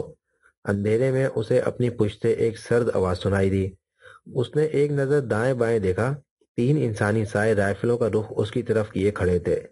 نہ جانے اچانک یہ کہاں سے آ ٹپکے تھے۔ جوزف نے رائفل پھینک دی۔ بائیں طرف مڑ کر چلو۔ وہی سرد آواز دوبارہ گونجی اور جوزف ایک نظر بے ہوش عمران پر ڈال کر بائیں طرف مڑ گیا۔ تھوڑی دیر بعد عمران ہوش میں آ گیا۔ اس نے آنکھیں کھولیں، لیکن ہر طرف اندھیرا چھایا ہوا تھا۔ ایک لمحے تک وہ بے خیالی کی حالت میں رہا، پھر اس کی نظروں کے سامنے پچھلا منظر گھوم گیا۔ دوسرے لمحے وہ مکمل طور پر ہوش میں آ چکا تھا۔ وہ پھرتی سے اٹھا لیکن لڑکھڑا گیا۔ اس کی دائیں ٹانگ میں شدید درد ہو رہا تھا، لیکن وہ سنبھل گیا۔ پھر آہستہ آہستہ چلتا ہوا شیر کی لاش کی طرف بڑھا۔ شیر کی لاش کے قریب وہ ایک لمحے کے لیے رکا۔ اس نے اپنی جیب سے ایک پینسل ٹارچ نکالی اور ٹارچ کی روشنی میں اس نے دیکھا کہ شیر کے جسم پر خنجر سے 22 نشان تھے، لیکن شیر کی موت اس گولی کی وجہ سے ہوئی تھی جو اس کے دماغ میں گھس گئی تھی۔ وہ سمجھ گیا کہ یہ کارنامہ جوزف کا ہوگا۔ جوزف کا خیال آتے ہی اس نے حیرت سے چاروں طرف دیکھا، لیکن جوزف اسے کہیں نظر نہ آیا۔ اس نے 2-3 آوازیں بھی دیں، لیکن جوزف غائب تھا۔ ادھر ادھر دیکھنے کے بعد اسے یقین ہو گیا کہ جوزف غائب ہو چکا ہے۔ اس نے پھر ٹارچ کی مدد سے ادھر ادھر ان لاشوں کو تلاش کیا جو جوزف اور اس کی گولیوں سے درختوں سے گرے تھے، لیکن وہاں کسی چیز کا کوئی نشان نہیں تھا۔ نہ ہی لاشیں تھیں اور نہ ہی کوئی ہتھیار۔ ناچار وہ واپس اپنی جیپ کی طرف مڑا۔ اس کی رائفل بھی غائب تھی۔ وہ آہستہ آہستہ چلتا رہا۔ پھر تھوڑی دیر بعد وہ اپنی جیپ تک پہنچ گیا۔ اس نے ایک نظر جیپ کے اندر ڈالی اور اسٹیئرنگ سنبھال لیا۔ جیپ مڑی اور پھر تیزی سے بھیانک جنگل میں بھاگنے لگی۔ وہ مبہول صورت نوجوان جس نے نوشینہ کو اپنا نام مرزا اشفاق احمد بتایا تھا، تیز تیز قدم اٹھاتا ہوا کلب کے مین گیٹ سے باہر نکل آیا۔ اب اس کا رخ پارکنگ شیڈ کی طرف تھا۔ پارکنگ کے شیڈ میں ایک موٹر سائیکل موجود تھا۔ اس نے موٹر سائیکل اسٹارٹ کیا اور گولی کی رفتار سے اس کا موٹر سائیکل سڑک پر آ گیا۔ رات کا وقت تھا، سڑک پر ٹریفک نہ ہونے کے برابر تھی۔ وہ موٹر سائیکل کی رفتار بڑھاتا چلا گیا۔ اس کا رخ شہر کی وسطی آبادی کی طرف تھا۔ یہ آبادی درمیانے درجے کے مکانات پر مشتمل تھی۔ اچانک ایک موڑ مڑنے پر اسے تعاقب کا احساس ہوا۔ اس نے موٹر سائیکل کے بیک مرر میں اسپورٹس کار کا ہیولر دیکھا۔ وہ کافی دیر سے اس کار کو اپنے پیچھے دیکھ رہا تھا، لیکن پہلے اس نے خیال نہیں کیا تھا، لیکن اب اسے احساس ہوا کہ یہ کار تعاقب میں ہے۔ چنانچہ اس نے موٹر سائیکل تیزی سے ایک اور سڑک کی طرف موڑ دیا، لیکن خلاف توقع کار سیدھی گزرتی چلی گئی۔ مرزا نے اطمینان کا سانس لیا اور پھر مختلف سڑکوں پر سے گھومتا ہوا وہ وحدت کالونی کے ایک مکان کے سامنے جا کر رک گیا۔ اس نے جیب سے چابیاں نکالی اور تالا کھول کر دروازے کو دھکیلا اور پھر موٹر سائیکل کو بھی وہ مکان کے اندر لے گیا۔ اس نے موٹر سائیکل اسٹینڈ کرنے کے بعد دروازہ بند کیا اور پھر مکان کا صحن پار کر کے اندر والے کمرے میں آیا۔ اس کمرے میں بھی معمولی ساز و سامان تھا۔ کمرے کی ایک طرف پلنگ بچھا ہوا تھا، پلنگ کے ساتھ ایک چھوٹی سی میز اور اس کے ارد گرد 3 کرسیاں تھیں۔ مرزا سیدھا سامنے والی الماری کی طرف بڑھا۔ اس نے الماری کھولی اور الماری میں رکھا ہوا سستا سا بیبی کیمرہ اٹھایا اور اسے لا کر میز پر رکھ دیا۔ پھر اس نے جیب سے کاغذ کی ایک گولی نکالی، اسے کھول کر ایک دفعہ پھر پڑھنے لگا۔ اس پر 4 ہندسوں کا ایک نمبر درج تھا۔ اس نے کیمرے کی پش پر لگا ہوا بٹن دبایا۔ کیمرہ 2 حصوں میں تقسیم ہو گیا۔ ایک حصے میں تو کیمرے کے لینس وغیرہ فٹ تھے، دوسرا حصہ ویسے ہی بند تھا۔ اس نے کونے میں لگا ہوا ایک چھوٹا کلپ کھینچا تو وہ حصہ بھی کھل گیا۔ اس کے اندر انتہائی باریک لیکن نفیس ترین مشینری فٹ تھی۔ اس نے مشینری کا ایک چھوٹا سا لیور گھمانا شروع کر دیا اور پھر سامنے لگے ہوئے ایک چھوٹے سے ڈائل میں سوئی حرکت کرنے لگی۔ اس نے کاغذ پر لکھے ہوئے نمبر کو ایک بار پھر پڑھا اور پھر سوئی گھما کر اسی نمبر پر سیٹ کر دی۔ نمبر سیٹ کرنے کے بعد اس نے ساتھ لگے ہوئے ایک چھوٹے سے سرخ رنگ کے بٹن کو دبایا۔ مشین میں سے ہلکی ہلکی زوں زوں کی آوازیں آنے لگیں۔ ایک لمحے بعد زوں زوں کی آوازیں آنی بند ہو گئیں۔ اس نے آہستہ سے منمناتی ہوئی آواز میں کہا، شیطان اسپیکنگ، نمبر 2 اسپیکنگ۔ دوسری طرف سے آواز سنائی دی، کوڈ۔ مرزا نے کہا، 10 کروڑ میں 2 شیطان۔ دوسری طرف سے وہی آواز آئی، اوکے۔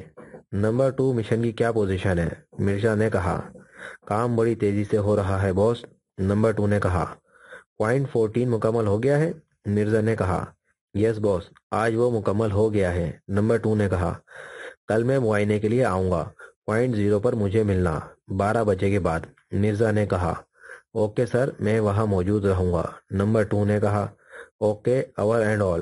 مرزا نے سرخ رنگ کا بٹن دباتے ہوئے کہا اور پھر اس نے دوبارہ کلپ کھینچا۔ پھر اس نے کیمرے کے دونوں حصوں کو جوڑ کر رکھ دیا۔ اب وہ دوبارہ سے سستا سا کیمرہ تھا جسے دیکھ کر کوئی بھی اندازہ نہیں لگا سکتا تھا کہ اس سستے کیمرے میں جدید اور فون ٹائپ ٹرانسمیٹر فٹ ہوگا۔ کیمرے کو اٹھا کر اس نے دوبارہ الماری میں رکھ دیا اور پھر الماری سے ایک کتاب اٹھا کر کرسی پر آ بیٹھا۔ ابھی اسے کتاب پڑھے تھوڑی دیر ہی ہوئی ہوگی کہ دروازے پر دستک ہوئی۔ مرزا نے چونک کر کتاب میز پر رکھ دی، کلائی پر بندھی ہوئی گھڑی پر ایک نظر ڈالی اور پھر اٹھ کر دروازے کی طرف بڑھ گیا۔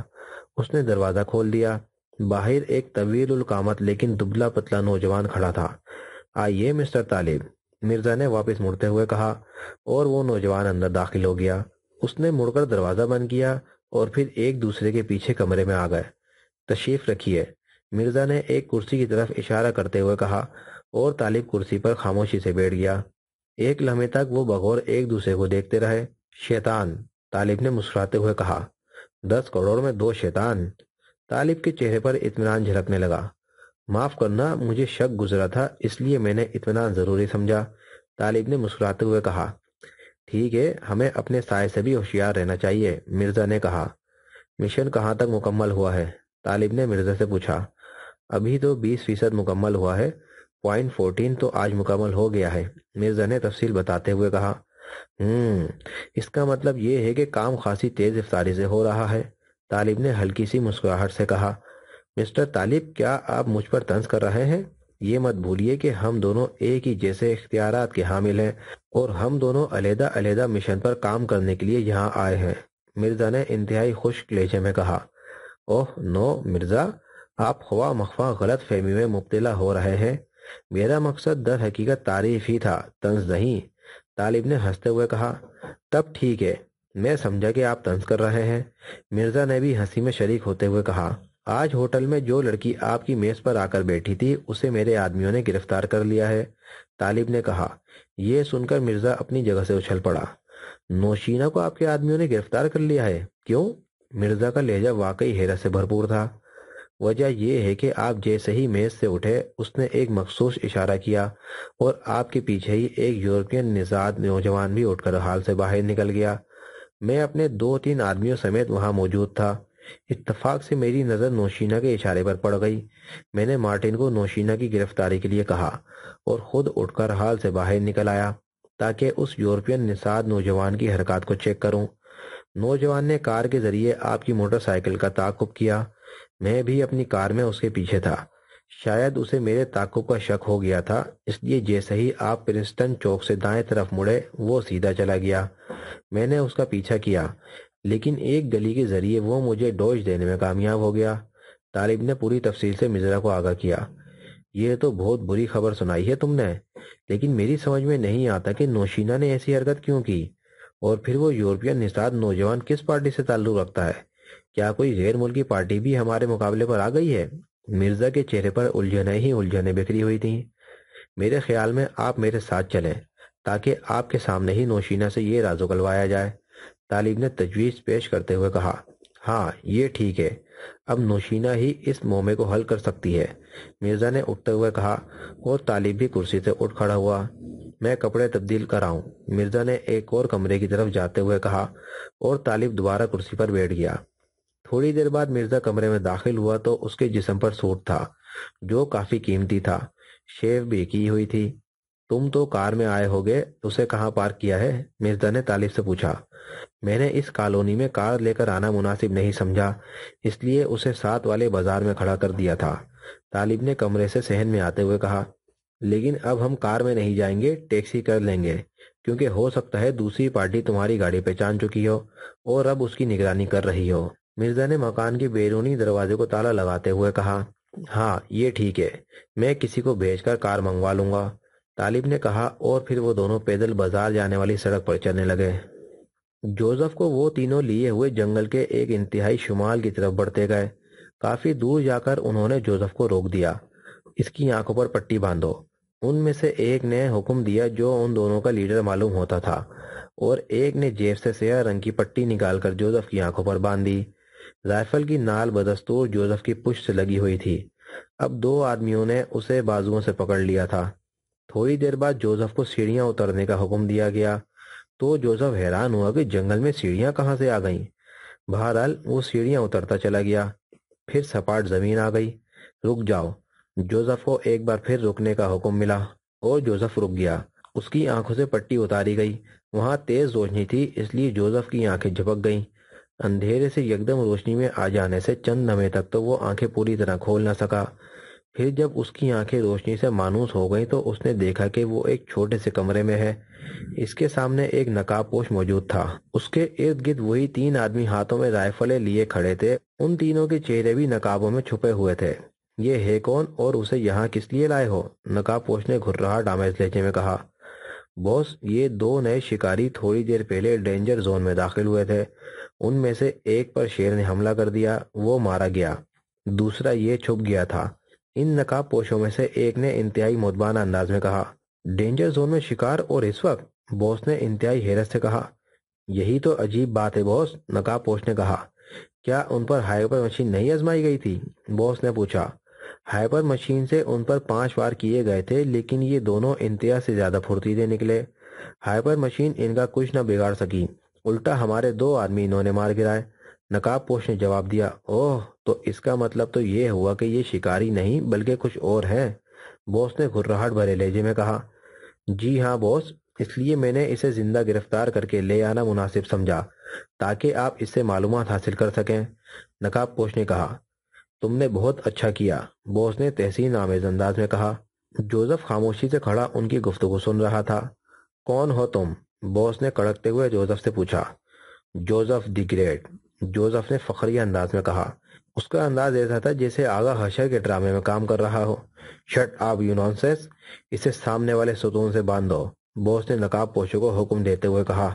جوزف نے سوچا اب وقت آ گیا ہے کہ یہاں سے فرار ہو جانا چاہیے، کیونکہ اب تک وہ اس لیے خاموشی سے چپ چاپ نقاب پوشوں کے ساتھ چلا آیا تھا کہ وہ کہیں بے ہوش عمران کو گرفتار نہ کر لیں۔ اس کی طرف سے توجہ ہٹانے کے لیے اس نے خاموشی اختیار کی تھی۔ ایک نقاب پوش نے رائفل سے اسے ستون کی طرف چلنے کا اشارہ کیا۔ جوزف کمرے کے درمیان چلتے ہوئے ایک مضبوط ستون کی طرف بڑھ گیا۔ باس اتنے میں ایک الماری سے چمڑے کا کوڑا نکال چکا تھا۔ جوزف نے اچانک چلتے چلتے باس کے کوڑے پر ہاتھ ڈال دیا۔ دوسرے لمحے کوڑا اس کے ہاتھ میں تھا۔ اس سے پہلے کہ کوئی سنبھلتا، جوزف نے تیزی سے کوڑا لہرایا اور وہ شراب کی آواز سے برین گن والے نقاب پوش کے ہاتھ پر لگا۔ اس کے ہاتھ سے برین گن چھوٹ کر دور جا گری۔ دوسرے نقاب پوش نے ٹریگر دبا دیا۔ گولی چلی۔ اتنی دیر میں جوزف وہاں سے ہٹ چکا تھا۔ گولی جوزف کے دائیں طرف کھڑے ہوئے ایک نقاب پوش کے سینے میں لگی اور وہ ایک کربناک چیخ مارتے ہوئے زمین پر ڈھیر ہو گیا۔ پھر تو کمرے میں بھونچال آ گیا۔ جوزف انتہائی تیزی سے کوڑا گھما رہا تھا اور کمرہ نقاب پوشوں کی چیخوں سے گونج رہا تھا۔ وہ انہیں اتنی مہلت نہیں دینا چاہتا تھا کہ وہ کمرے سے باہر نکل سکیں۔ ویسے کمرے میں چاروں طرف فوم کی چادریں فٹ تھیں، اس لیے یہ کمرہ ساؤنڈ پروف بھی تھا۔ نتیجتاً نقاب پوشوں کی چیخیں باہر جا ہی نہ سکیں۔ تھوڑی دیر بعد نقاب پوش فرش پر ڈھیر ہو چکے تھے۔ جوزف اسی طرح وحشت سے ان پر کوڑے برسا رہا تھا۔ اس کے ہاتھ بجلی کی سی تیزی سے گھوم رہے تھے۔ شڑاپ شڑاپ کی آوازیں اور نقاب پوشوں کی کربناک چیخوں سے پورا ماحول انتہائی خوفناک اور بھیانک ہو گیا تھا۔ چند ہی لمحوں بعد تینوں نقاب پوش بے حس و حرکت ہو گئے۔ وہ بے ہوش ہو چکے تھے۔ جوزف نے ہاتھ روک لیا۔ وہ بری طرح ہانپ رہا تھا۔ چند لمحے تک وہ لمبے لمبے سانس لیتا رہا، پھر اس نے زخموں سے پر نقاب پوشوں کے چہروں سے نقاب کھینچ لیے۔ وہ سب مقامی معلوم ہوتے تھے۔ اب جوزف کے سامنے مسئلہ وہاں سے نکلنے کا تھا۔ کمرے میں کہیں دروازہ نظر نہیں آ رہا تھا، اس لیے چند لمحے تک وہ حیرت سے ادھر ادھر دیکھتا رہا۔ پھر اچانک اس کی نظر کونے میں ایک چھوٹی سی میز پر پڑی، جس کی سائیڈ میں دو مختلف رنگوں کے بٹن لگے ہوئے تھے۔ جوزف نے ایک نقاب اپنے چہرے پر باندھ لیا اور پھر سبز رنگ کا بٹن دبا دیا۔ سارے کمرے میں موجود فوم کی چادریں غائب ہو گئیں۔ اب کونے میں ایک دروازہ نظر آ رہا تھا۔ اس نے دوسرا بٹن دبا دیا تو دروازہ خود بخود کھل گیا۔ جوزف نے زمین پر پڑی ہوئی ایک برین گن اٹھائی اور دروازے سے باہر نکل آیا۔ یہ ایک لمبی سی گیلری تھی جو اب سنسان پڑی ہوئی تھی۔ وہ خاموشی سے دائیں سائیڈ پر چلنے لگا۔ اچانک اسے آہٹ سی محسوس ہوئی۔ جوزف پھرتی سے ایک ستون کے پیچھے چھپ گیا۔ ایک نقاب پوش تھا جو سامنے سے چلا آ رہا تھا۔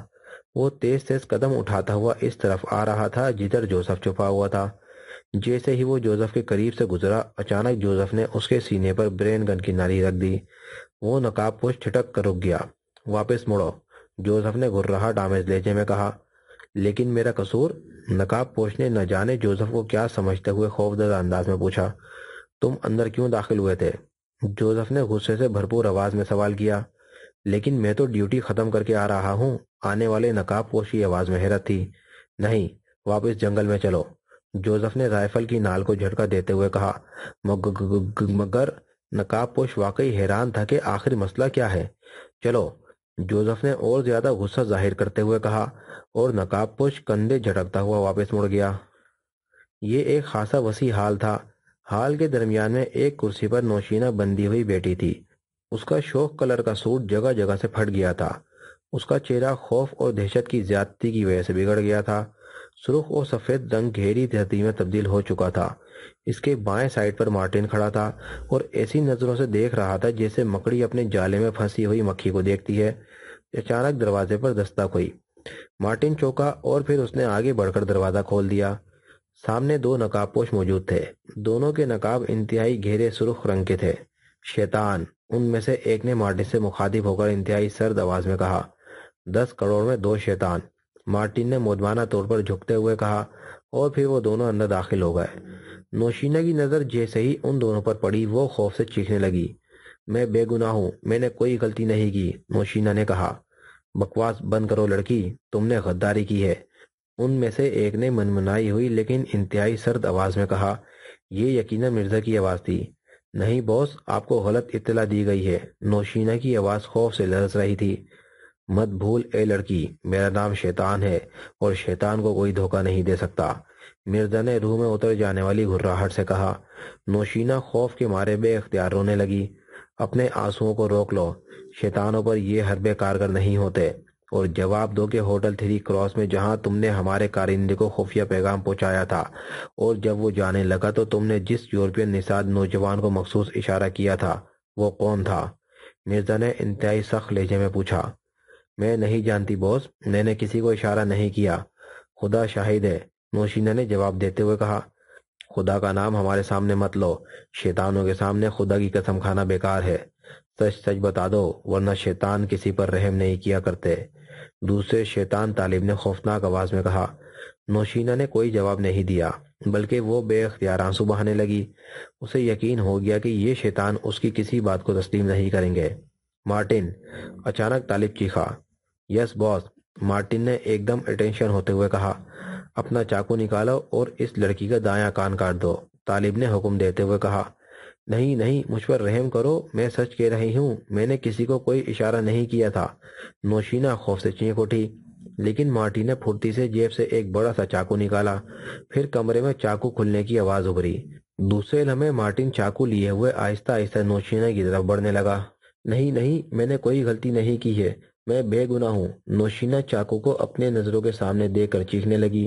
پھر دوسرے لمحے حال نوشینہ کی طویل اور دردناک چیخ سے گونج اٹھا۔ مارٹن نے انتہائی بے رحمی سے چاقو کے ایک ہی وار سے اس کا دایاں کان کاٹ دیا تھا۔ اس کے کٹے ہوئے کان سے سرخ سرخ خون تیزی سے بہنے لگا۔ نوشینہ کا سر ایک طرف ڈھلک گیا۔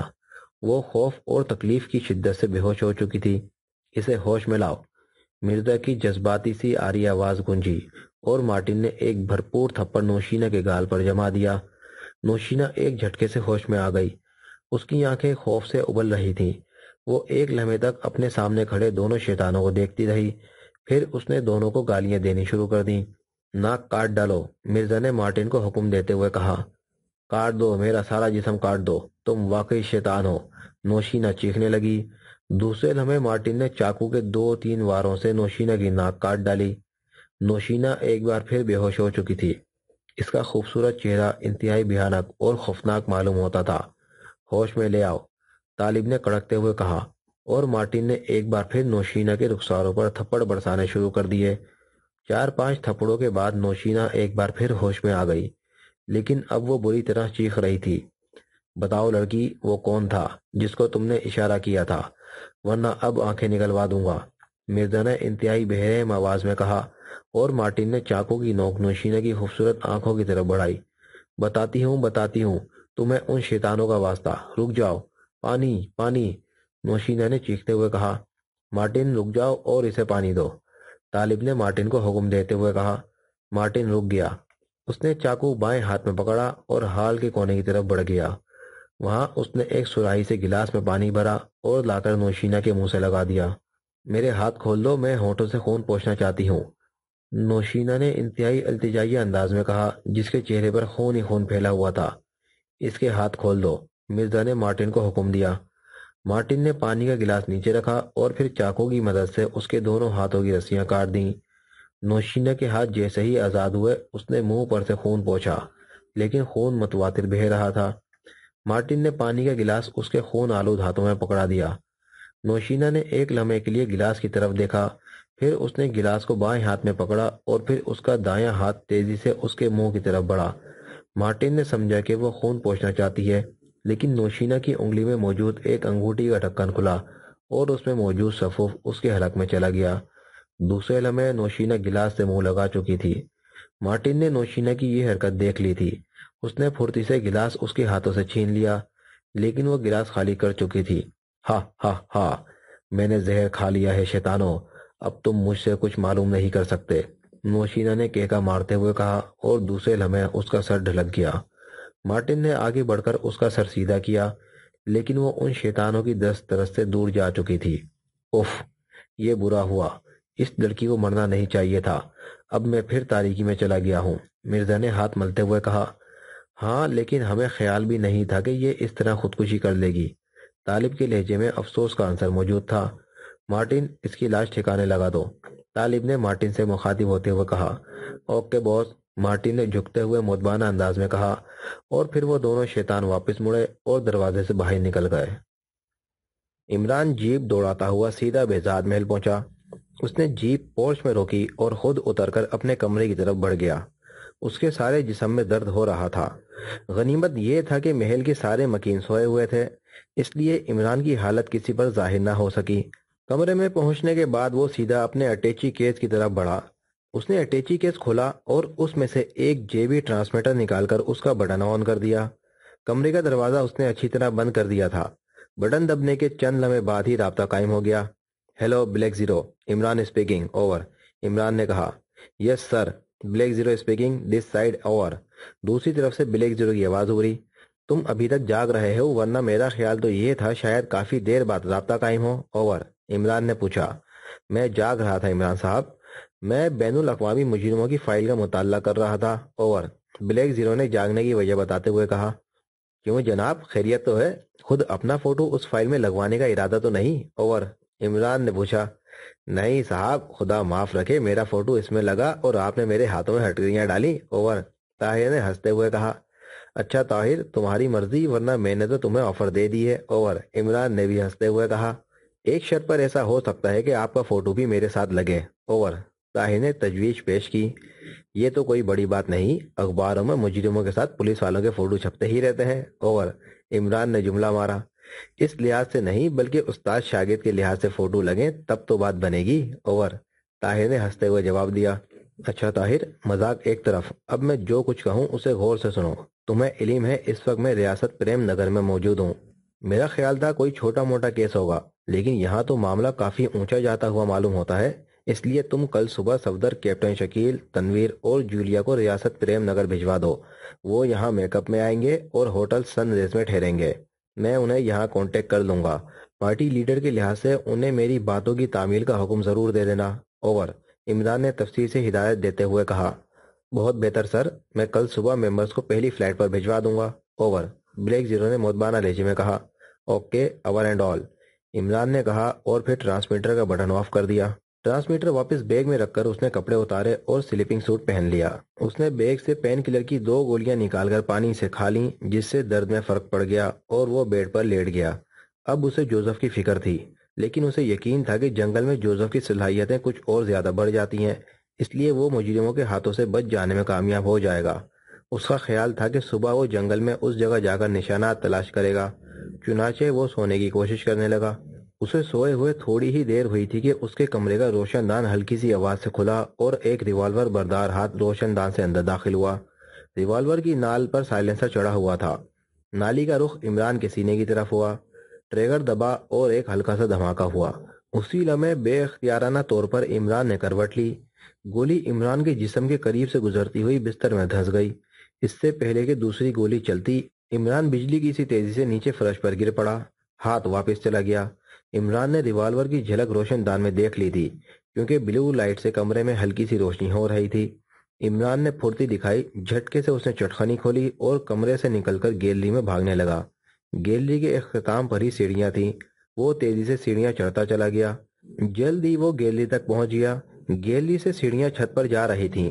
وہ تیزی سے چھت کی طرف بڑھا۔ چھت کے دوسرے سرے پر اسے ایک ہک دیوار کے ساتھ لٹکا ہوا نظر آیا۔ اسی لمحے اس نے دیکھا کہ ایک سایہ سا پائیں باغ کی دیوار کود گیا۔ وہ جلدی میں اپنا ساتھ ریوالور نہیں لایا تھا، اس لیے وہ سائے پر فائر نہ کر سکا۔ اس کے بھاگنے کے شور سے محل کے مکین بھی ہڑبڑا کر جاگ پڑے تھے۔ چوکیدار کے شور کی آوازیں بھی آ رہی تھیں، شاید وہ بھی الرٹ ہو گئے تھے۔ عمران نے اطمینان سے ہاتھ جھاڑے اور پھر اس طرح سیڑھیاں اترتا ہوا نیچے آیا جیسے چھت پر چاندنی رات کا نظارہ کرنے گیا ہو۔ برآمدے میں نواب صاحب بما اپنی بیٹیوں اور بھانجیوں کے کھڑے نظر آئے۔ ان سب کے چہرے حیرت زدہ تھے۔ عمران کو دیکھتے ہی وہ اس طرف لپکے۔ کیا بات ہوئی تھی؟ یہ شور کیسا تھا؟ تم کہاں گئے تھے؟ بدحواسی کی وجہ سے نواب صاحب کے حلق سے آواز نہیں نکل رہی تھی۔ کچھ نہیں، ذرا چھت پر گیا تھا چاندنی رات کا نظارہ کرنے، عمران نے لاپرواہی سے کہا۔ چاندنی رات کا نظارہ؟ لڑکیاں ہکا بکا رہ گئیں۔ ہاں، دراصل جب تک میں رات کو چاندنی کا نظارہ نہ کر لوں مجھے نیند نہیں آتی، عمران نے بھولی صورت بناتے ہوئے کہا۔ لا حول ولا قوت الا باللہ، نواب صاحب نے زچ ہو کر کہا۔ اوہ، کہاں ہے؟ پکڑنا جانے نہ پائے۔ عمران نے برآمدے ہی میں چاروں طرف چکرانا شروع کر دیا۔ کون؟ کسے پکڑنا ہے؟ نواب صاحب بھی بدحواسی میں چکرا گئے۔ لڑکیاں بھی عمران کو اس طرح چکراتے دیکھ کر حیران رہ گئیں۔ ہی ہی ہی، جس کے لیے آپ لاہور پڑھ رہے تھے، عمران نے کہا۔ کس کے لیے پڑھ رہا تھا؟ نواب صاحب نے کچھ نہ سمجھتے ہوئے کہا۔ ارے وہی شیطان، اور کون؟ عمران نے وضاحت کر دی۔ تم سے بڑا شیطان بھی کوئی ہو سکتا تھا؟ نواب صاحب نے اس کا مطلب سمجھتے ہوئے قدرے جھینپ کر کہا۔ جی ہاں، آپ مجھ سے تو بہرحال بڑے ہی ہیں، عمران نے چوٹ کی اور نواب صاحب کچھ اور جھینپ گئے۔ بدتمیز، نواب صاحب نے قدرے سختی سے کہا، کیونکہ انہیں پاس کھڑی لڑکیوں کا خیال آ گیا۔ یہ کس کا نام ہے؟ آپ کا ہے؟ عمران نے ماروخ کی طرف حیرت سے دیکھتے ہوئے کہا اور ماروخ جھینپ گئی۔ باقی لڑکیوں کے حلق سے بے اختیار کہہ پھوٹ پڑے۔ نواب صاحب مسکرا دیے۔ اتنے میں دور سے شور سا اٹھا اور سب چونک کر ادھر ادھر دیکھنے لگے۔ تھوڑی دیر بعد چوکیدار ایک نقاب پوش کو پکڑے ادھر لے آئے۔ نواب صاحب کو برآمدے میں کھڑے دیکھ کر وہ ادب سے جھک گئے۔ کون ہے یہ؟ نواب صاحب نے گرجتے ہوئے کہا۔ معلوم نہیں حضور، محل کی مشرقی دیوار سے باہر کود رہا تھا کہ ہم نے پکڑ لیا۔ ایک چوکیدار نے انتہائی مودبانہ انداز میں جواب دیا۔ اس کا نقاب اتارو، نواب صاحب نے حکم دیا، اور ایک چوکیدار نے پھرتی سے اس کے چہرے سے نقاب کھینچ لیا۔ اوہ تم! نواب صاحب چونک پڑے۔ عمران حیرت سے اس نوجوان کو دیکھ رہا تھا جو سر جھکائے کھڑا تھا۔ کون ہے یہ؟ عمران نے حیرت سے پوچھا۔ میرا پرائیویٹ سیکرٹری افضل، نواب صاحب نے ناگواری سے جواب دیا۔ شاید افضل کو اس روپ میں دیکھ کر ان کا موڈ بگڑ گیا تھا۔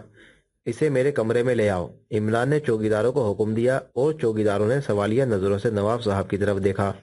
حکم کی تعمیل کرو، نواب صاحب گرجے، اور چوکیداروں نے سر جھکا دیا۔ وہ افضل کو لیے ہوئے عمران کے کمرے کی طرف چل دیے۔ افضل کے ہاتھ پشت پر بندھے ہوئے تھے۔ اسے ایک کرسی پر بٹھا دیا گیا۔ عمران اور نواب صاحب کے علاوہ باقی سب لوگوں کو کمرے سے نکال دیا گیا۔ عمران نے دروازہ بند کر کے اندر سے چٹکنی لگا دی۔ نواب صاحب سامنے صوفے پر بیٹھے کینہ پرور نظروں سے اسے دیکھ رہے تھے، جو سر جھکائے بیٹھا تھا۔ عمران بھی صوفے پر نواب صاحب کے قریب آ کر بیٹھ گیا۔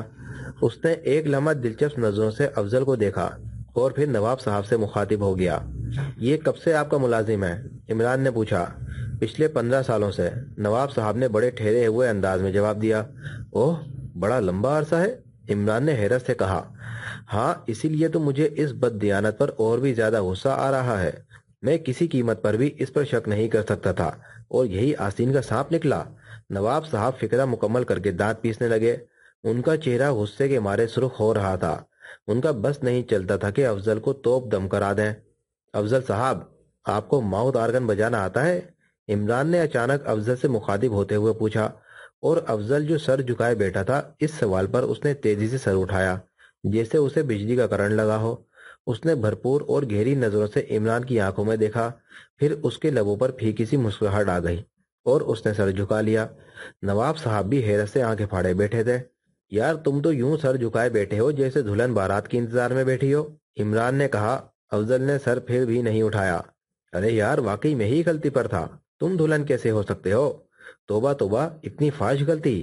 کیوں نواب صاحب؟ اس نے اچانک نواب صاحب کی طرف مڑ کر سوال داغ دیا۔ افضل اب حیرت سے عمران کو دیکھ رہا تھا، جیسے وہ عمران کی شخصیت کو سمجھ نہ پا رہا ہو۔ سیدھی طرح بتاؤ کہ تم کیوں مجھے قتل کرنا چاہتے تھے؟ اچانک عمران بے پناہ سنجیدگی سے بولا۔ اس کے چہرے سے حماقت یوں غائب ہو گئی جیسے کسی نے نقاب اتار کر پھینک دیا ہو۔ چہرے پر پوری سنجیدگی آ گئی تھی۔ افضل یہ سنجیدگی دیکھ کر نروس ہو گیا۔ میں کچھ نہیں جانتا، افضل نے ہکلاتے ہوئے کہا۔ افضل!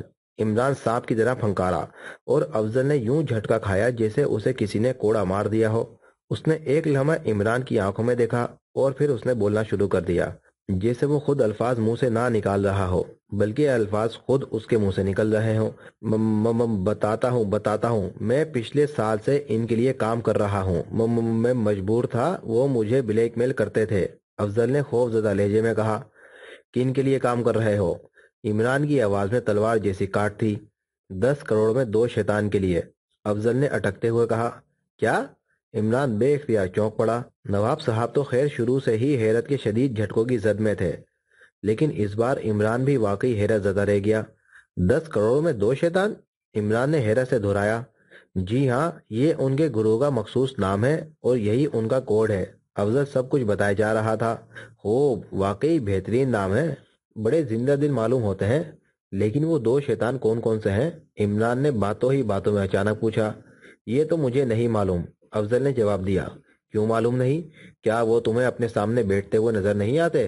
عمران نے ڈانٹتے ہوئے کہا، اور پھر وہ نواب صاحب کی طرف دیکھ کر گھبرا گیا، جو ایک لمحے تو بات سمجھے نہیں تھے، اور جب سمجھے تو ان کا چہرہ غصے سے سرخ ہو گیا۔ نواب صاحب نے شاید ایسی گستاخیاں زندگی میں کبھی نہیں سنی ہوں گی، اور پھر بھلا مجال بھی کس کی تھی؟ نواب صاحب کے سامنے کوئی اونچا بول جائے۔ گستاخی تو ایک طرف رہی، لیکن یہ عمران جب سے آیا تھا برابر ان پر چوٹے کر رہا تھا۔ عمران! نواب صاحب غصے سے دھاڑے۔ شیطان نمبر 2 کہیے جناب، عمران نہ کہیے، عمران نے انہیں تقریباً پچکارتے ہوئے کہا۔ وہ ایک لمحے تک انتہائی سرخ آنکھوں سے عمران کو گھورتے رہے، پھر ان پر بے بسی کی جھنجھلاہٹ سی چھا گئی، اور کوئی چارہ کار نہ دیکھتے ہوئے وہ ایک جھٹکے کے ساتھ اٹھے اور خاموشی سے دروازے کی چٹکنی کھول کر باہر نکل گئے۔ خس کم جہاں پاک! عمران نے اٹھ کر دروازے کو دوبارہ بند کرتے ہوئے کہا۔ افضل خاموشی سے عمران کی حرکات دیکھ رہا تھا۔ عمران دوبارہ صوفے پر آ کر بیٹھ گیا۔ اس نے اطمینان کی ایک طویل سانس لی، کیونکہ وہ دل سے چاہتا تھا کہ نواب صاحب یہاں سے چلے جائیں۔ اور پھر اٹھ کر اس نے افضل کے بندھے ہوئے ہاتھ کھول دیے۔ افضل عمران کی شخصیت سے کچھ اس طرح متاثر ہو چکا تھا کہ اس نے ہاتھ کھلنے کے باوجود کوئی حرکت نہیں کی۔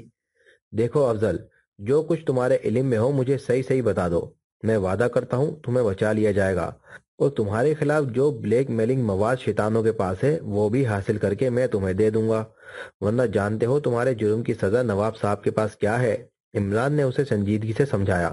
عمران صاحب مجھے بچا لیجئے، مجھ سے غلطی ہو گئی ہے، میں بہت مجبور تھا، میں وعدہ کرتا ہوں میں آپ کو سب کچھ بتا دوں گا جو میرے علم میں ہے۔ افضل کا لہجہ انتہائی عاجزانہ تھا۔ ٹھیک ہے، تم بے فکر رہو، عمران نے اسے تسلی دی۔ صاحب، آج سے 1 سال پہلے مجھے خط ملا جس میں وہ بلیک میلنگ مواد موجود تھا۔ وہ میری ایک غلطی تھی، اور وہ ایک ایسی چیز تھی کہ اگر وہ منظر عام پر آ جاتی تو یقیناً میں خودکشی کر لیتا۔ بہرحال قصہ مختصر، اس بلیک میلنگ کی وجہ سے مجبور ہو کر میں ان کا اعلی کار بن گیا۔ میرے ذمے صرف اتنا کام تھا کہ میں نواب صاحب کی تمام مصروفیات، بات چیت، خط و کتابت کی اطلاع انہیں بھیجتا رہتا۔ چونکہ میں نواب صاحب کا پرائیویٹ سیکرٹری تھا اور نواب صاحب کو مجھ پر اعتماد تھا، اس لیے مجھے ان کے یہ مطالبات پورے کرنے میں کوئی تکلیف نہ ہوئی۔ آج سے کچھ دن پہلے نواب صاحب نے کسی سر سلطان سے بات چیت کی اور کوئی آدمی جنگلات کی تحقیقات کے لیے منگوایا۔ اس کی اطلاع میں نے انہیں بھجوا دی۔ انہوں نے میرے ذمے یہ کام لگایا کہ جیسے ہی وہ آدمی آئے ہمیں اطلاع دینا۔ آپ کی آمد پر میں نے انہیں اطلاع دینی چاہی، لیکن میرا ٹرانسمیٹر خراب ہو گیا۔ افضل نے تفصیل بتاتے ہوئے کہا۔ تم رابطہ ٹرانسمیٹر بھی رکھتے ہو؟ عمران نے سوال کیا۔ جی ہاں، انہوں نے مجھے ایک چھوٹا سا ٹرانسمیٹر بھی دیا ہوا ہے جس پر میں ان کو تمام اطلاعات دیتا ہوں۔ بہرحال کافی دیر بعد وہ ٹرانسمیٹر ٹھیک ہوا، لیکن اس وقت تک آپ کی جیپ واپس آ گئی تھی۔ میں نے انہیں تمام تفصیلات بتا دیں۔ انہوں نے مجھے آپ کو گولی مارنے کا حکم دیا اور میں نے کوشش کی لیکن ناکام رہا۔ باقی صورتحال آپ کے سامنے ہے۔ افضل نے تمام حالات بتلاتے ہوئے کہا۔ تمہاری رہائش کہاں ہے؟ عمران نے پوچھا۔ اس محل کے شمالی کونے میں مجھے کوارٹر ملا ہوا ہے، افضل نے جواب دیا۔ تمہیں یہاں سب لوگ پہچانتے ہوں گے؟ عمران نے پوچھا۔ جی ہاں، میں گزشتہ 15 سالوں سے یہاں کام کر رہا ہوں، مجھے یہاں کا بچہ بچہ جانتا ہے، افضل نے جواب دیا۔ تو پھر تم نے سیاہ کپڑے اور منہ پر نقاب ڈال کر مجھے قتل کرنے کی کوشش کیوں کی؟ عمران نے سوال کیا۔ عمران صاحب، میں نے اس لیے نقاب لگایا تھا کہ آپ کی قتل کی تحقیقات ضرور ہونی تھی، اور بغیر نقاب کے مجھے کوئی دیکھ لیتا تو مجھے پکڑ لیا جاتا، لیکن اس طرح تمام الزام کسی نقاب پوش پر لگ جاتا، افضل نے جواب دیا۔ کیا تمہاری عقل دار نکل چکی ہے؟ عمران نے اچانک سوال کیا۔ اب اس کے چہرے پر دوبارہ حماقتوں کی جلوہ گری تھی۔ جی؟ افضل نے حیرت سے پوچھا۔ اس کی سمجھ میں عمران کی شخصیت نہیں آ رہی تھی، جو پل پل میں روپ بدل لیتا تھا۔ مقصد یہ کہ تم تو بہت ذہین نکلے، عمران نے کہا، اور افضل شرمندہ انداز میں مسکرا دیا۔ اچھا مسٹر افضل، اب تم ایسا کرو کہ تم بدستور اپنی جگہ کام کرتے رہو، لیکن شرط یہ ہے کہ اب تم جو اطلاع انہیں دو گے وہ مجھے بھی بتا دیا کرو، اور جو حکم ان سے ملے وہ بھی مجھے بتا دیا کرو۔ میرا وعدہ ہے کہ میں تمہیں بچا لوں گا، عمران نے کہا۔ لیکن نواب صاحب، افضل نے قدرے جھجکتے ہوئے کہا۔ تم بے فکر رہو، میں سب ٹھیک کر لوں گا، عمران نے اسے تسلی دیتے ہوئے کہا۔ پھر ٹھیک ہے، افضل نے مطمئن لہجے میں کہا۔ اچھا یہ بتاؤ، جب تم ٹرانسمیٹر پر بات چیت کرتے تھے تو کیا کوڈ ورڈ استعمال کیے جاتے تھے؟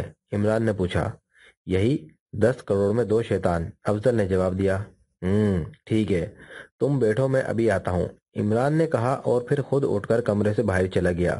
وہ نواب صاحب کو ڈھونڈ رہا تھا۔ نواب صاحب اپنے کمرے میں بڑی بے چینی کے عالم میں ٹہل رہے تھے۔ ان کے چہرے پر پریشانی صاف عیاں تھی۔ وہ عمران کو آتے دیکھ کر اس کی طرف لپکے۔ کیا ہوا، کچھ پتا چلا؟ نواب صاحب نے پوچھا۔ آپ گھبرائیے نہیں نواب صاحب، سب ٹھیک ہو جائے گا، عمران نے کہا، اور پھر اس نے ساری تفصیل بتائی۔ ٹھیک ہے، جیسا تم چاہو گے ویسا ہوگا، لیکن کیس ختم ہونے کے بعد میں اسے برداشت نہیں کروں گا، نواب صاحب نے کہا۔ آپ بے فکر رہیں، سب ٹھیک ہو جائے گا، عمران نے نواب صاحب کو تسلی دی، اور پھر ان سے اجازت لے کر واپس چلا گیا۔ اس نے افضل کو تسلی دی اور واپس بھیج دیا۔ جوزف اس شخص کو آگ لگائے ہوئے چلا جا رہا تھا۔ 2 گیلیوں سے گزرنے کے بعد وہ ایک کمرے میں آ گیا۔ اس شخص نے دیوار کے ایک طرف لگے ہوئے بٹن کو ہلکے سے دبا دیا۔ جوزف خاموشی سے کھڑا دیکھ رہا تھا۔ اس وقت چونکا جب اچانک ایک زوں کی آواز سے اس کے چاروں طرف دبیز شیشے کے ایک غلاف آ گیا۔ وہ شیشے کی 4 دیواری میں قید ہو گیا تھا۔ شیشے کی یہ دیواریں اچانک فرش سے نکلی تھیں۔ ان شیشوں پر برین گن کی گولیوں کا کوئی اثر نہ ہوا، بلکہ گولیاں جیسے ہی شیشے سے ٹکراتی چپٹی ہو کر نیچے گر پڑتیں۔ نقاب پوش نے اسے اندھادھند گولیاں برساتا دیکھ کر بے اختیار کھیکے لگانے شروع کر دیے۔ اچانک باہر گیلری میں بھاگتے ہوئے قدموں کی آوازیں سنائی دیں۔ اس نقاب پوش کے کہکے حلق میں گھٹ گئے۔ پھر دروازے سے 3 نقاب پوش جنہوں نے ہاتھوں میں برین گنیں اٹھائی ہوئی تھیں اندر داخل ہوئے۔ وہ شاید برین گن چلنے کی آواز سن کر آئے تھے۔ جیسے ہی وہ کمرے کے اندر داخل ہوئے، جوزف کو شیشے کے کمرے میں بند دیکھ کر ایک لمحے کے لیے ٹھٹک گئے۔ پھر ان کا رخ دوسرے نقاب پوش کی طرف ہو گیا جو اب تک بٹن کے قریب کھڑا تھا۔ کیا بات ہے؟ کون ہے یہ؟ آنے والوں میں سے ایک نے کڑکتے ہوئے سخت لہجے میں کہا۔ میں 2-4 ہوں سر، مجھے یہ نقاب پوش برآمدے میں ملا۔ اس کے ہاتھ میں برین گن تھی۔ اس نے برین گن کے زور پر مجھے مجبور کیا کہ میں اسے باہر جنگل میں لے جاؤں۔ میں سمجھ گیا کہ یہ ہم میں سے نہیں، چنانچہ میں نے نہایت پھرتی سے اسے یہاں قید کر لیا۔ اس نے تفصیل بتاتے ہوئے کہا۔ جوزف اس وقت خاموشی سے ہاتھ میں برین گن لیے کھڑا تھا۔ وہ سمجھ گیا کہ نادانستگی میں وہ بری طرح پھنس چکا ہے۔ نمبر 24، تم نے انتہائی ذہانت سے کام لیا ہے۔ میں تمہاری رپورٹ شیطان کو ضرور پہنچاؤں گا، نقاب پوش نے کہا۔ اب تم جاؤ، اسی لیڈر نے کہا، اور 24 خاموشی سے باہر چلا گیا۔ تم برین گن اچھال کر باہر پھینک دو۔ اب اسی نقاب پوش نے جوزف کو حکم دیتے ہوئے کہا۔ کیوں باہر پھینک دوں؟ میرے ہاتھ میں پکڑی ہوئی اچھی نہیں لگتی، جوزف نے لاپرواہی سے جواب دیا۔ ایک لمحے تک وہ نقاب پوش خاموشی سے جوزف کو دیکھتا رہا اور پھر مین سوئچ بورڈ کی طرف بڑھ گیا جہاں سے بٹن دبانے پر یہ شیشے کی دیواریں فرش سے نکلی تھیں۔ اس نے جا کر ایک بٹن دبایا۔ بٹن دبتے ہی پہلے زوں زوں کی آوازیں آتی رہیں، پھر اچانک ان دیواروں کے اندر زرد رنگ کا دھواں پھیلنے لگا۔ حالانکہ شیشے کی دیواروں کے اوپر چھت نہیں تھی، لیکن اس کے باوجود زرد دھواں نیچے دیواروں کے ساتھ ساتھ ہی نیچے نیچے پھیل رہا تھا۔ اس کا رخ اوپر کی طرف نہیں تھا۔ دھواں نکلتے ہی جوزف کو یوں محسوس ہوا جیسے وہ ہوا میں معلق ہو گیا ہو۔ اس نے ہاتھ پیر مارنے شروع کر دیے۔ پھر اسے ایسا محسوس ہوا جیسے اس کے سارے جسم میں جان باقی نہ رہی ہو۔ اسی لمحے برین گن اس کے ہاتھ سے چھوٹ کر نیچے فرش پر جا پڑی۔ جوزف کی آنکھیں بند ہونے لگیں۔ وہ کٹی ہوئی پتنگ کی طرح ادھر ادھر ڈولنے لگا۔ چند لمحوں بعد وہ ایک جھٹکا کھا کر فرش پر جا گرا۔ وہ بے ہوش ہو چکا تھا۔ نقاب پوش نے بٹن آف کر دیا۔ دھواں بڑی تیزی سے غائب ہو گیا۔ اس نے دوسرا بٹن دبایا اور شیشے کی دیواریں واپس فرش میں گھس گئیں۔ اب جوزف کمرے کے فرش پر بے ہوش پڑا تھا۔ برین گن اس کے ہاتھ سے چھوٹ کر ایک طرف گری ہوئی تھی۔ آنے والے نقاب پوش نے پھرتی سے وہ برین گن اٹھا لی۔ دوسرے نقاب پوش نے آگے بڑھ کر اس کے چہرے سے نقاب ہٹا دی۔ اسے اٹھا کر نمبر 2 کے پاس لے آؤ، نقاب پوش نے حکم دیا اور خود کمرے سے باہر چلا گیا۔ باقی نقاب پوشوں نے جوزف کو اٹھانے کی کوشش کی۔ جوزف ان سے اٹھ تو گیا، لیکن اس کے لیے انہیں اتنی محنت کرنی پڑی کہ وہ 2 قدم چلنے کے بعد پسینے میں نہا گئے۔ جوزف کافی سے زیادہ وزنی تھا، اور پھر بے ہوش آدمی کا وزن ویسے بھی معمول سے زیادہ ہو جاتا ہے۔ بہرحال کسی نہ کسی طرح وہ دونوں جوزف کو کھینچ کھانچ کر نمبر 2 کے کمرے میں لے جانے میں کامیاب ہو گئے۔ نمبر 2 اپنے کمرے میں بے چینی سے ٹہل رہا تھا۔ اس نے ایک نظر بے ہوش جوزف کی طرف دیکھا اور پھر وہ دوبارہ کمرے میں ٹہلنے لگا۔ باقی نقاب پوش ایک طرف مدب کھڑے تھے۔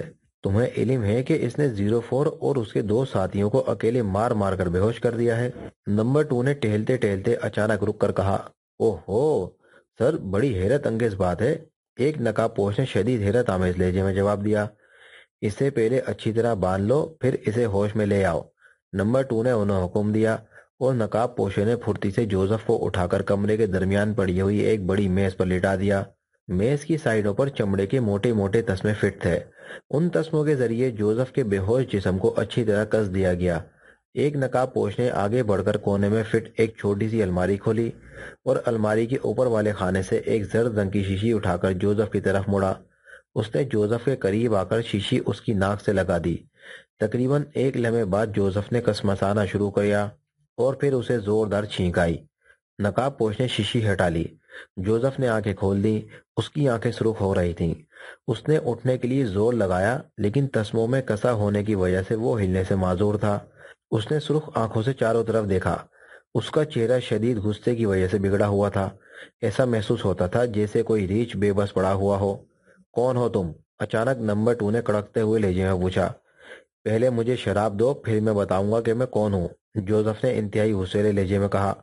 شٹ اپ، بکواس مت کرو ورنہ تمہاری کھال ادھیڑ کر رکھ دوں گا۔ نمبر 2 اپنے اسسٹنٹوں کے سامنے اپنی بے عزتی برداشت نہ کر سکا۔ جوزف خاموش رہا۔ اس نے کوئی جواب نہ دیا۔ بتاؤ کون ہو تم؟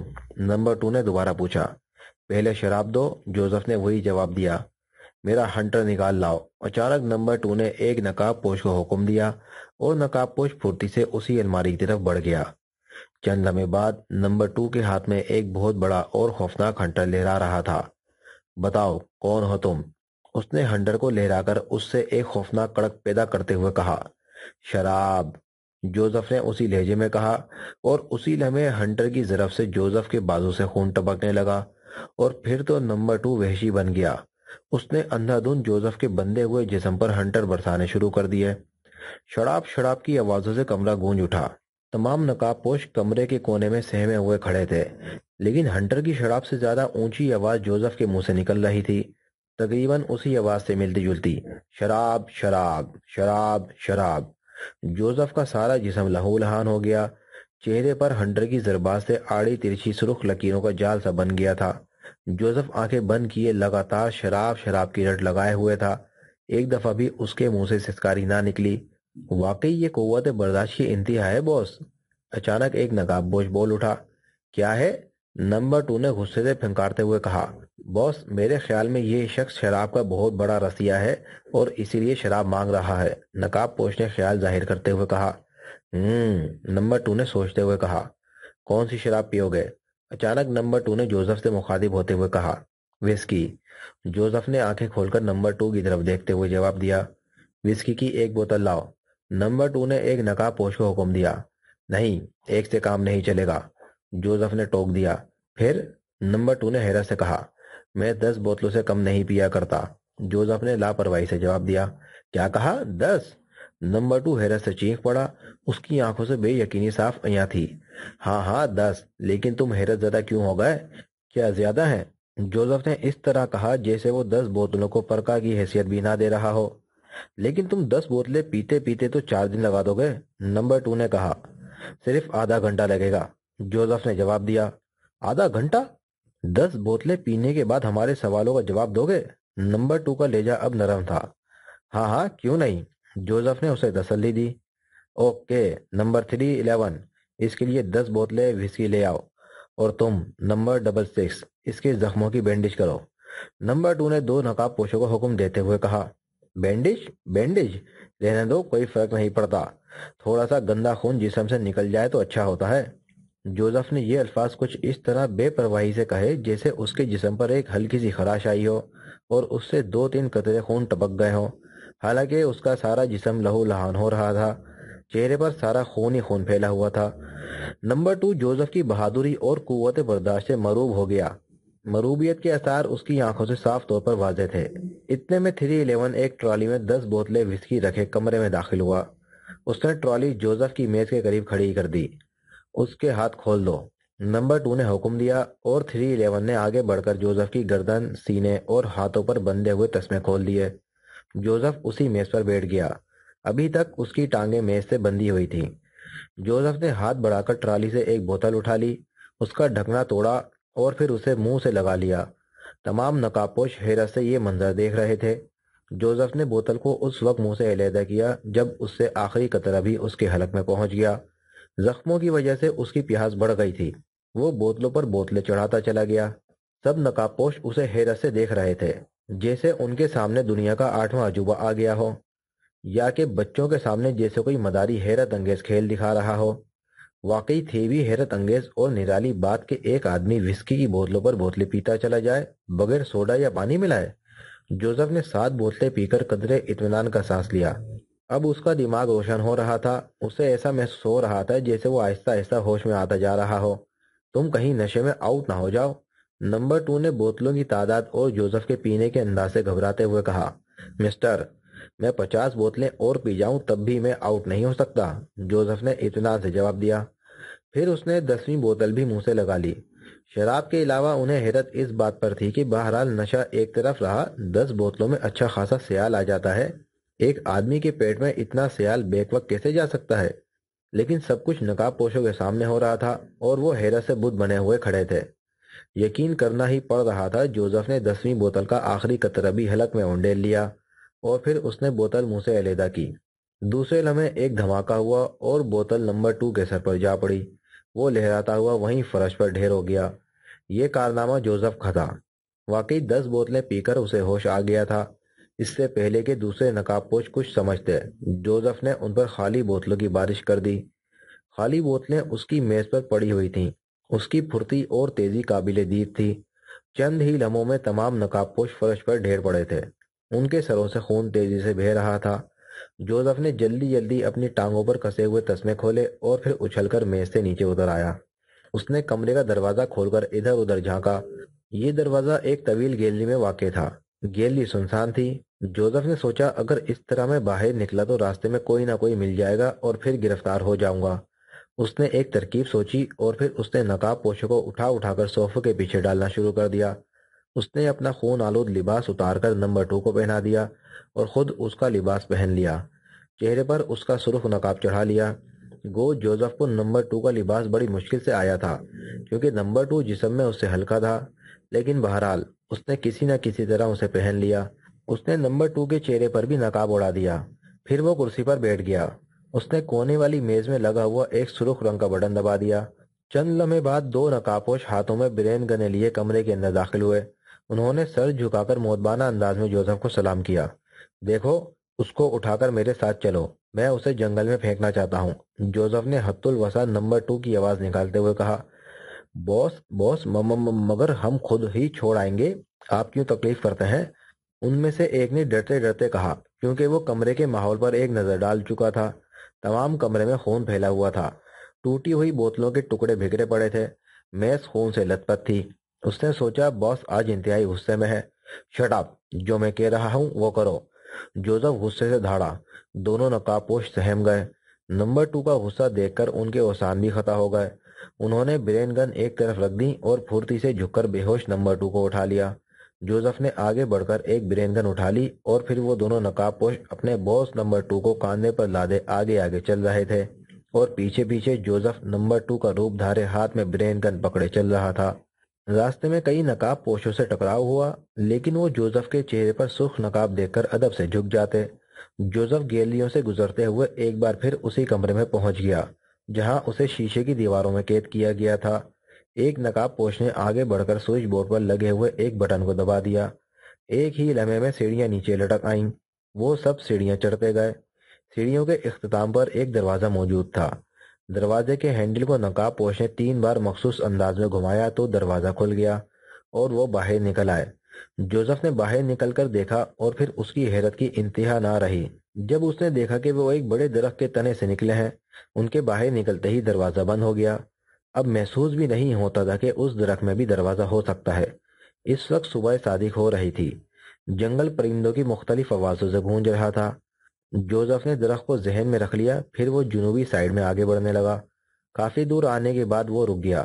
اسے یہیں ڈال دو، اس نے نقاب پوشوں کو حکم دیا اور نقاب پوشوں نے نمبر 2 کو نیچے گھاس پر ڈال دیا۔ اسی لمحے جوزف نے اپنے چہرے سے نقاب اتار دی۔ نقاب پوش اس کی شکل دیکھ کر حیران رہ گئے، لیکن اس سے پہلے کہ وہ کوئی اور بات کرتے، جوزف کے ہاتھ میں پکڑی ہوئی برین گن پورے زور سے گنگنائی اور دونوں نقاب پوشوں کے جسم میں سینکڑوں گولیاں پیوست ہو گئیں۔ ایک لمحے کے لیے نقاب پوشوں کا جسم ہوا میں لہرایا اور پھر وہ دھماکے سے گھاس پر جا گرے۔ وہ بغیر کوئی آواز نکالے ڈھیر ہو گئے۔